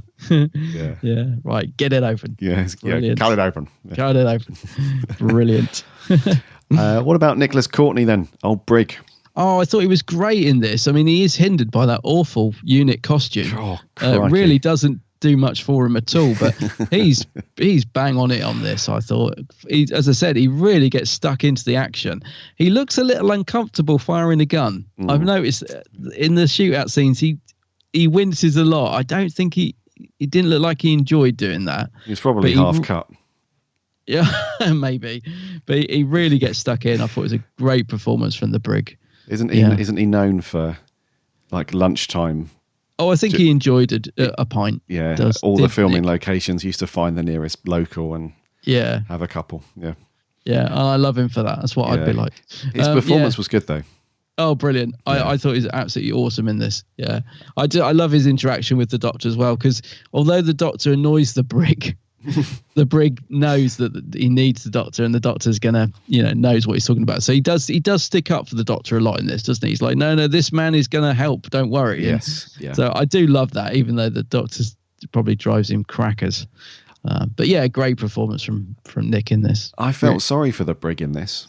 Did you? Not for Nick Courtney, because I think Nick Courtney just plays the Brig very consistently and is very good. But I felt sorry for the Brig's as a character, because he's just constantly getting crapped on. Oh, he does. I know. Yeah. Like, he takes someone into custody and they escape, or he goes to do something and he ends up getting in a gunfight, and then the Doctor gets gassed. Yeah, and then something else happens and one of his prisoners escapes, and he's always getting shouted at by either Carrington or and even then towards the end, Cornish starts to lose patience with him. I think it's episode 6 or even into episode 7. He's like, he says something like, "You're not having the best sort of time, are you?" or something like that to him. Now you mention it, he does go. He does get a lot of crap in this. Yeah, and the Brig's got no comeback. All he can do is sort of raise an eyebrow at him and walk off like, I'm going to get a cup of tea. Tash, yeah. Screw you all. I'm going to get a cup of tea. Or a pint, as it may have been. Or a pint, yeah. Yeah. So I just felt sorry for his character. Like in every episode, something happens where Unit is screwed up. And obviously the Brig's the top guy, so he's got to take responsibility for it. And then he gets arrested, and then he gets captured himself, and then he doesn't. And then he gets removed from duty at one point, doesn't he, as well? He does. Oh, dear. Old Brig. Yeah. Yeah, brilliant. He does. He's such a great character, though, isn't he? He does really hold I think the Pertwee era. He's like the sort of. He's a major cog in the Pertwee era, isn't he? Really sort of holds things together. I just love the Brig. Yeah, that's good. Before we move on to Liz Shaw, The scientist guy that takes her hostage very briefly at the beginning, and he's the guy that gets the explosive suitcase from Regan, but Regan sabotages it. What a swine! Yeah, so it goes off immediately after he sets the trap. Those and stuff. dials, I love it. Yeah. Massive, great big dials. Yeah. What was his name? He's a scientist himself. I don't know what his name was. Was that his accent? Oh no, the character's name was D'Artagnan or something. D'Artagnan, was it? Oh right, I think so. Yeah, Bruno Tartagnan. Was that his accent? Do you reckon? I don't know.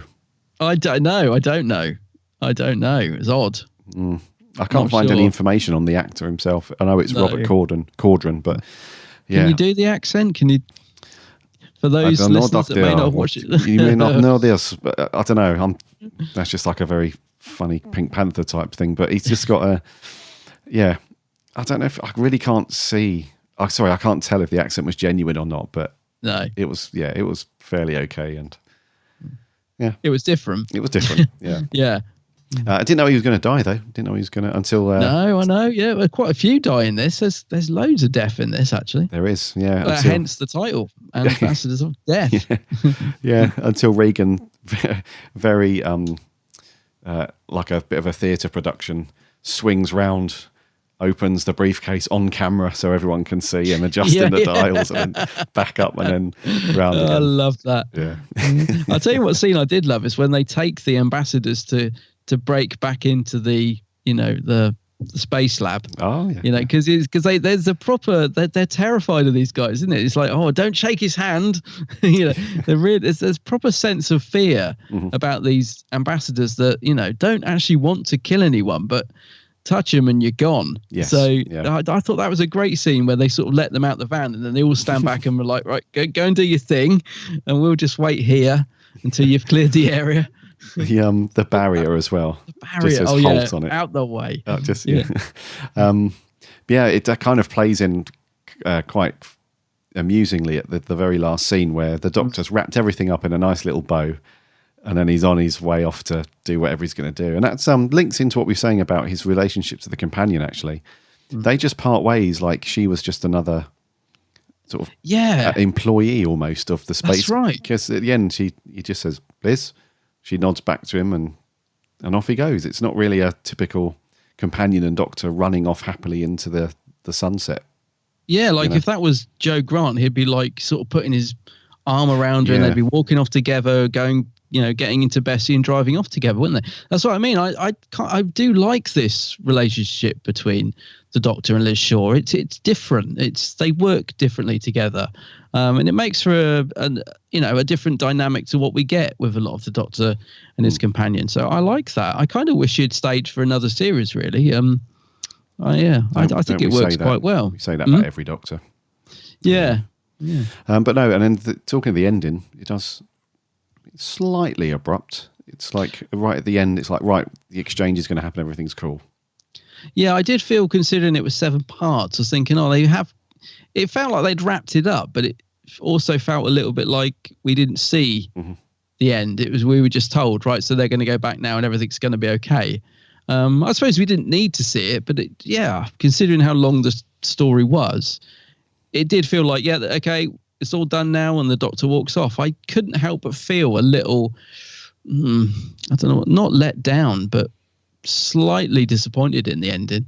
It was a good ending. It just wasn't a great ending. That's it. Yeah. It felt like because the whole production does feel quite epic to me. There's loads of action. It's a long story. It's a good story. So to have that sort of slightly somber, sort of almost understated ending, I couldn't help but feel a little disappointed in it. I'll be honest. It was a good ending, but just not a great one. Just not great, But didn't fit the rest of the story in terms of. I don't really know what I wanted though. That's the thing. I mean, I wouldn't want it to be another shootout or a load of action, or I don't really know how they could have ended it. So in some ways I do like it, but Yeah, I don't know. I just couldn't help but feel when the title was rolled. I was like, after 7 episodes, I was a bit like, no, is that it? Sort of thing. Yeah, no, I agree. Yeah. Yeah. I thought it was a good ending for the Doctor because yes, it was. Yeah, from his character perspective, it was really good just to see him sort of acknowledge everybody like Brigadier Liz. Yeah, and then it was nice. Yeah, and he goes off to shake the hands, and then he's immediately retracts, and he's like, just a little smile on his face, like yeah, I liked that. Yeah, I think that was an ad lib. I'm not sure. Yeah, and then the very last last scene, the camera's sort of quite wide back, and everyone's carrying on. You just see the Doctor walk off set, off frame, and that's it. And then the title. Yeah, so it does end. I like you. I'm not sure what I wanted to see, but I just wanted to see something. I think.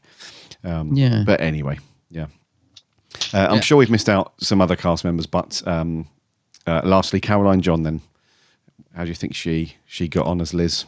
I thought she was great. I thought she really got stuck in there. She's a bit like Pertwee she's a bit like the Doctor, sorry, in the sense that you kind of see that she's clever, even when she's in real danger. Like you can see that she's working through in her head how she's going to get out of it and what she's going to do. So I think one of the reasons they got rid of Liz as a companion, I believe, is that they felt she was too clever, and hence why we get Jo in the next series, who's, asks a lot of questions, whereas Liz doesn't need to ask the questions. She just gets on with it. But I like that. That was a great performance. I'd love, all the stuff on location when she's running across the rapids, the weir, Marlow Weir, whatever it was. Yeah, so yeah, I thought, sorry? Yeah, Marlow.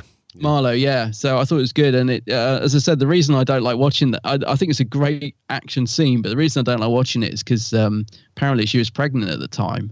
And there's just no health and safety.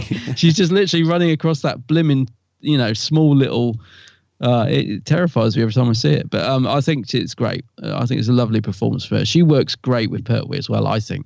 Or at least in this story. I haven't watched the others for quite some time, but yeah, I like Liz. I think she's a great companion, Liz Shaw.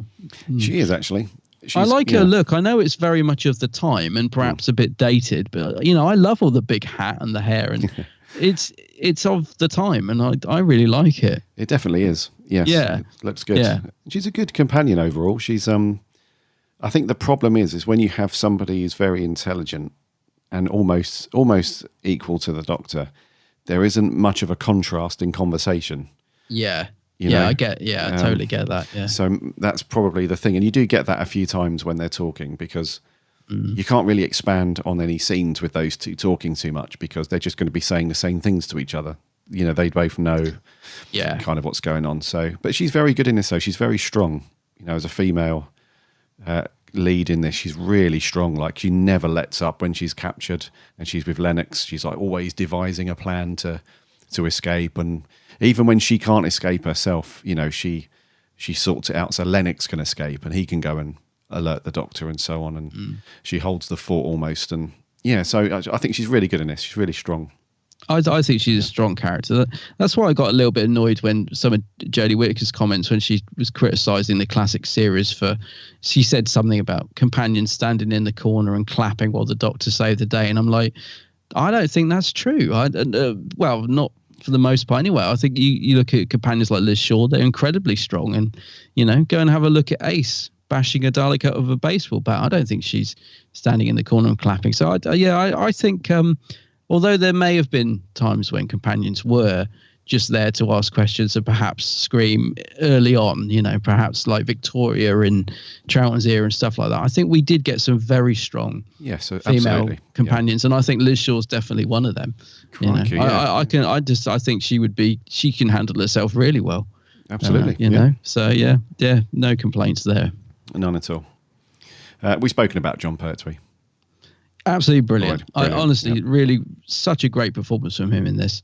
I loved it. I think he really kept me watching as well. Even bits were a bit slow. As soon as he walks on set, he's just so strong. Yeah. And he's got such an aura about him. Absolutely brilliant. Yeah. No, he's very, very good. Before we move on to scores, I don't know if you've got anything else. The only thing I want to say is, again, the music was very unique. Yeah. And, just a really cool bit of music when the ambassadors are on screen. Even when it wasn't focused on them, there's a bit where they're in the bunker and the ambassadors are in the locked up, and it's just the Doctor, I think, talking to some other people and stuff. But because they're on screen, you've got this really sort of ethereal, spaced out kind of theme going on. It's really, really good. So Dudley Simpson, once again, just nailing the feel and the vibe of the story. Really, really good. I liked it. I liked there was that little musical sting as well.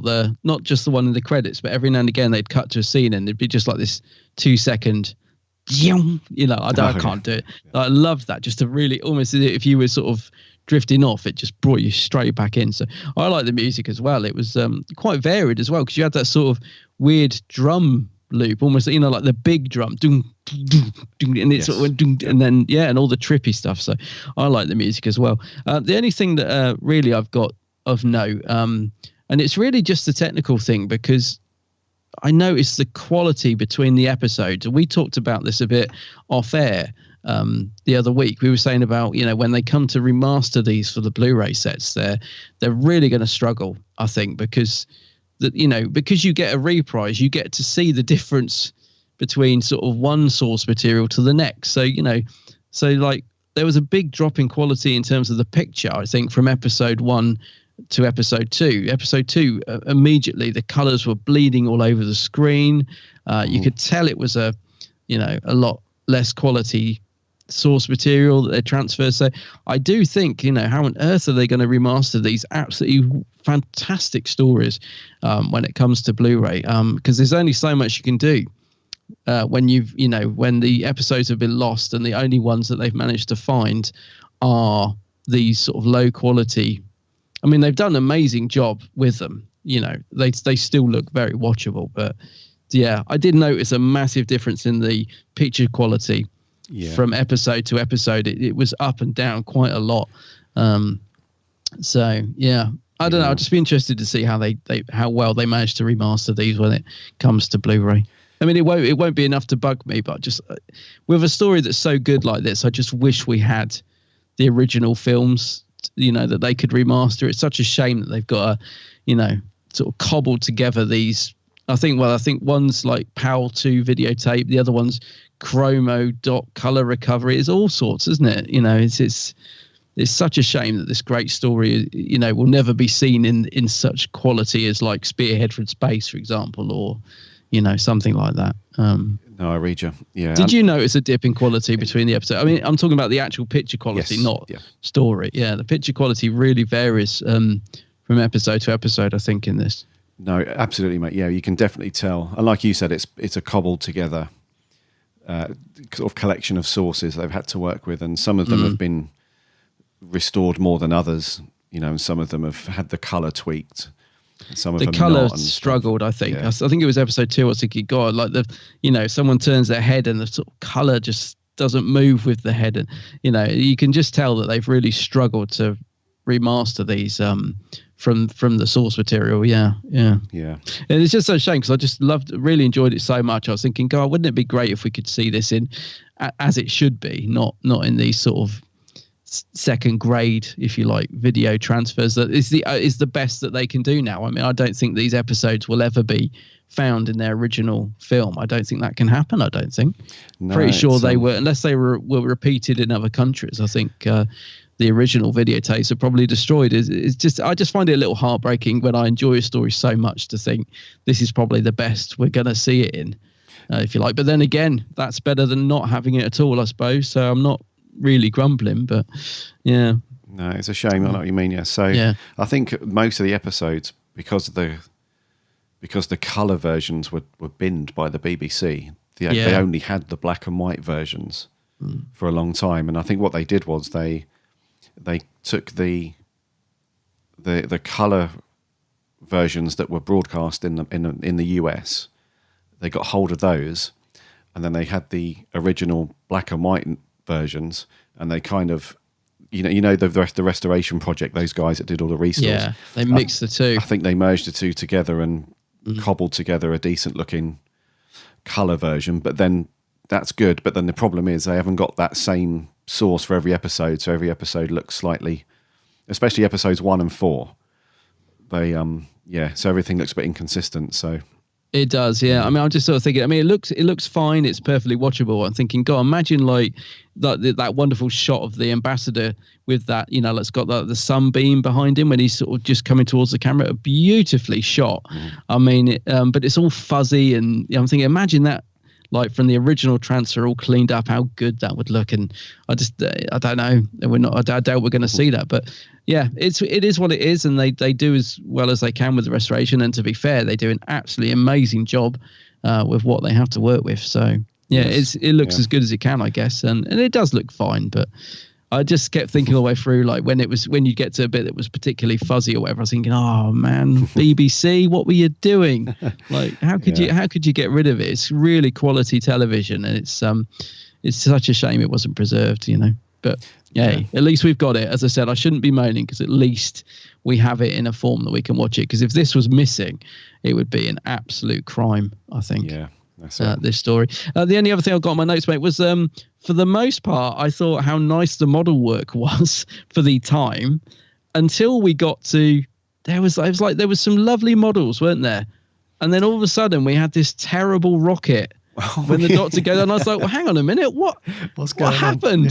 Yeah. Did they forget to do this? And they were like, because suddenly it's like watching a little firework go up against some CSO backdrop. I was like, oh, what a shame, because some of the model work in this I thought was great for the era. All the sort of Recovery 7 ship and the dock-in and all that. Lovely stuff. Almost Jerry Anderson style, wasn't it? It was like proper models, that looked good. And then we got that terrible little rocket. And I thought, oh, that's a shame. But I thought for the most part the model work was cool. No, I remember that. Yeah, when I first saw that scene, I was like, oh, okay. Yeah, I was like, oh, that's a shame. You can't have endless money, especially for Doctor Who. You've got to draw the line. To be fair, they somewhere. they did good. They did, yes. With what they had, yeah. Right, scores then, buddy. I believe it's me to go first. Okay, yeah, go for it. I'm going to go in with an 8.5. Oh, nice. I like it. I'm going in with an 8. An 8? Oh, cool. Okay. An 8, yeah. I really, really enjoyed it. Thought it was good. Great direction. Nice editing as well. Really sort of kept it fresh for a 7-parter. Just the ending, really. I just feel a little bit let down by it. But it's weird because in a kind of way I liked it. Like you said, I think just a lovely shot of the Doctor just having sorted it all out, and then he's just off, and he's off to do whatever he's going to do. So in a way I kind of liked it as well. So yeah, but an 8. Certainly a lot better than I was expecting, I'll be honest with you, because I didn't remember much from this. I was thinking, oh, is this going to be a boring slog? And it certainly wasn't. I really enjoyed it. Yes, no, I agree. Similar reasons for me, buddy. Yeah, I just really love the whole vibe and the feeling of this one. It's great vibe. Yeah, it's definitely a unique story within not just classic Who but Pertwee's era, and it's got a lot of good stuff going for it. And I couldn't honestly remember hardly any of it from when I watched it years ago. So it's great to rewatch it, and I would say this is a recommended one if you've got not for newcomers to Pertwee's era so much, but if you're a fan of this era and you just haven't watched it yet, then definitely pick it up if you've got the time. It is a 7-parter, so it's certainly gone up. It's gone up massively, in my opinion. Yes, it is definitely gone up in my opinion, because like you, I didn't remember. It's not one I gravitated towards before, but I really liked it. Yes. Okay, what did our awesome listeners think? We had due to my sloppiness, I didn't put anything out on socials for this until this morning, and there's a couple of interesting people tweeted, which I'll come on to. But one of our listeners, Sammy Satine from Down Under, she sent this in ages ago because she's very organised, much more than I am. So this is Sammy Satine. G'day, Gary and Adam. Sammy Satine here. So the ambassadors of death intrigue the Brigadier Ruffles. Ruffles going off in a spaceship. Liz Shaw, who needs more love because she's awesome, and of course, Bessie. Why is there not a figure of Bessie? Someone needs to rectify this immediately. Anyway, I'm disappointed there was no Venusian Aikido. Really, this story is great. It should be more highly rated than it is. I do wonder, though, why the TARDIS isn't used to translate the ambassadors, but maybe Ruffles doesn't want anyone knowing about it, or it doesn't work properly. Anyway, I give it 10 ambassadors out of 10. See ya. Go Raffles! Wow, a 10. A 10, yeah. Yeah, that's awesome. I agree with Sammy. Liz Shaw does deserve a lot more love. She's a companion. I hate to say this, but she's a companion that I often completely forget about. And I don't know why, because I think she's brilliant. So I agree, a lot more love for Liz. And yes, Bessie, one thing I forgot to say in our review, mate, is how cool was that thing? How cool was that thing when the Doctor stuck the guys to the car? What did he call it? His anti-theft device or something. Yeah, that was awesome, actually. Oh, I did laugh. I was like, oh, brilliant. Like, it's so bad, but I love it. Yeah, there's a funny scene as well when the Doctor's giving the brig and some other people a lift back to the space center, and you can tell that it's Pertwee actually driving Bessie, and he's got his foot down, so the camera's and he almost comes to a bit of a stop, because he really, pulls it round the corner, and you can see everybody leaning over, and they're probably thinking, calm down, John. Oh yeah, he goes for it. I noticed that as well. Yeah, I think the brig's like hanging out. Yeah. He's like, whoa, steady on. Steady on. We've all had a pint. Come on, steady on. No, brilliant. I did love all that. Yeah, so thank you very much, Sammy. So I tweeted out this morning before we recorded to say that I'm very, very late to the party. Very sorry. But if anybody's got any thoughts on the Ambassadors of Death, let us know. And you guys have not let us down. Thank you so much for all of your tweets. Loads more than what we normally get when we give 5 days notice of recording. So maybe that's the way we should do it. It's so weird because in my head, I could have sworn we'd put one out. I was absolutely convinced we'd already done this. But anyway. Anyways, yeah. So actually, this tweet from Sarah wasn't in relation to this morning's tweet. She actually tweeted again beforehand. So another organised listener. Yes. And Sarah Louise back at the Running Hoovian said, lovely, Sarah. I was a bit worried that a 7-parter would be a slog, but it really wasn't. I found it well-paced and engaging throughout. I enjoyed the story. Pertwee was his usual action hero self, and I loved all those cliffhangers. A 9 out of 10. Brilliant. Thanks, Sarah. Yeah. Rick Moran from the Doctor Who Appreciation Society kept it short and sweet and just said bloody brilliant. Mm-hmm. The Whoniverse, never been able to watch it, but reading about it in my Doctor Who Monsters and Aliens book, I was fascinated by the concept. I know this doesn't really work, but I just wanted to say, you need to watch it then, Mr. Whoniverse. Recommend it. Yeah, if you know the story already and you think it's good, then go and check it out. It's good. Genesis of Androzani says, good story, but it's so dry and colourless that it becomes hard to feel connected with. It's like observing a James Bond espionage without any heart. Oh. But does give it a 7 out of 10. Okay. Yes. George Hudson, mesmerising for some reason, even though it's quite long.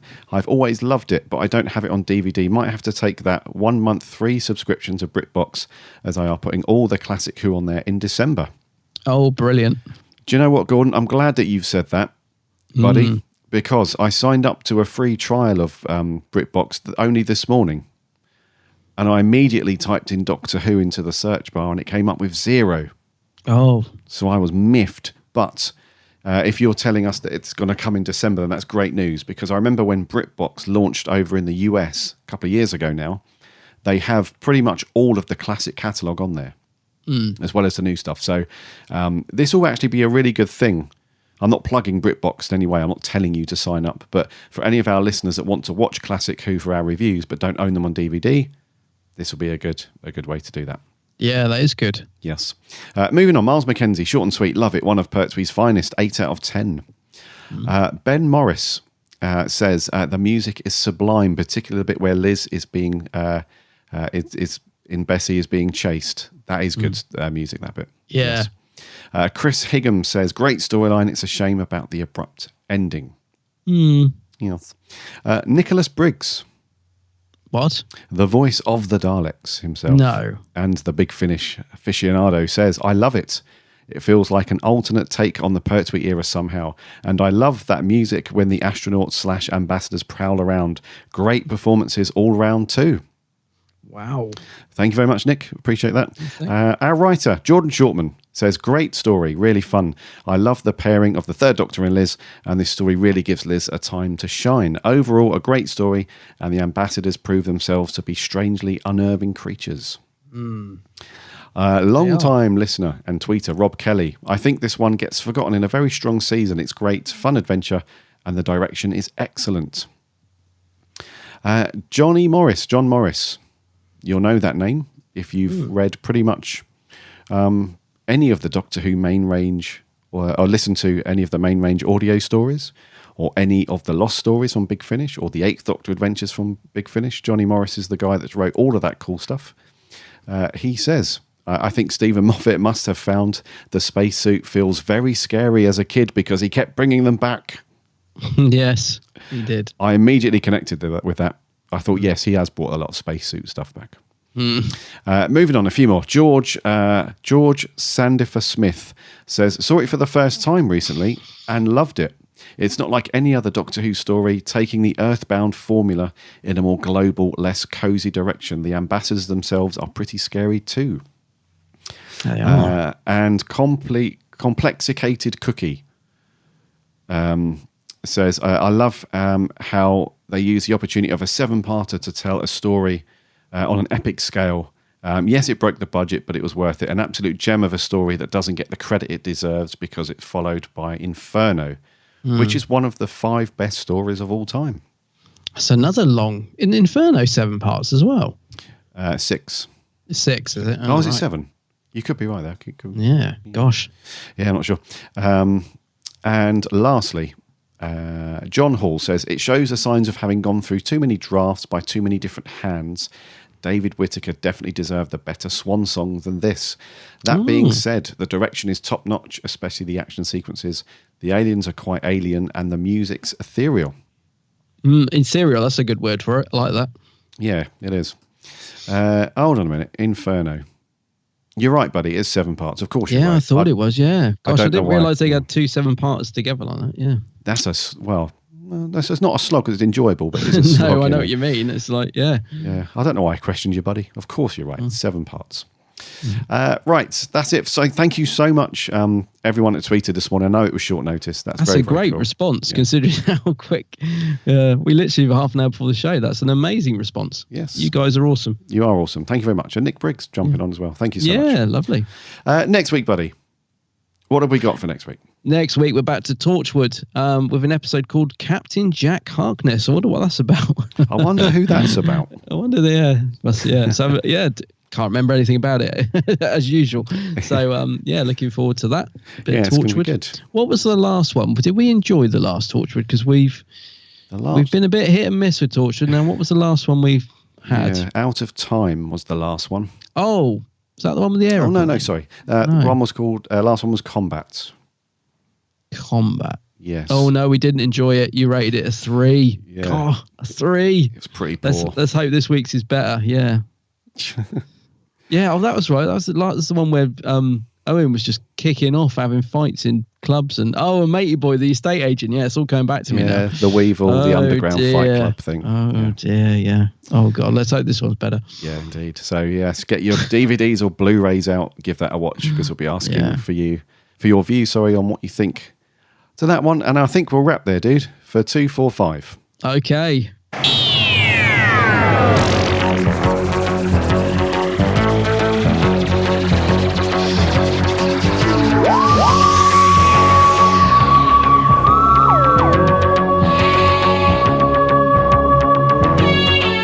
Thank you so much. My voice is going, for sticking with us for episode 245. It's amazing to talk through Doctor Who, as always, with my good buddy, Mr. Adam.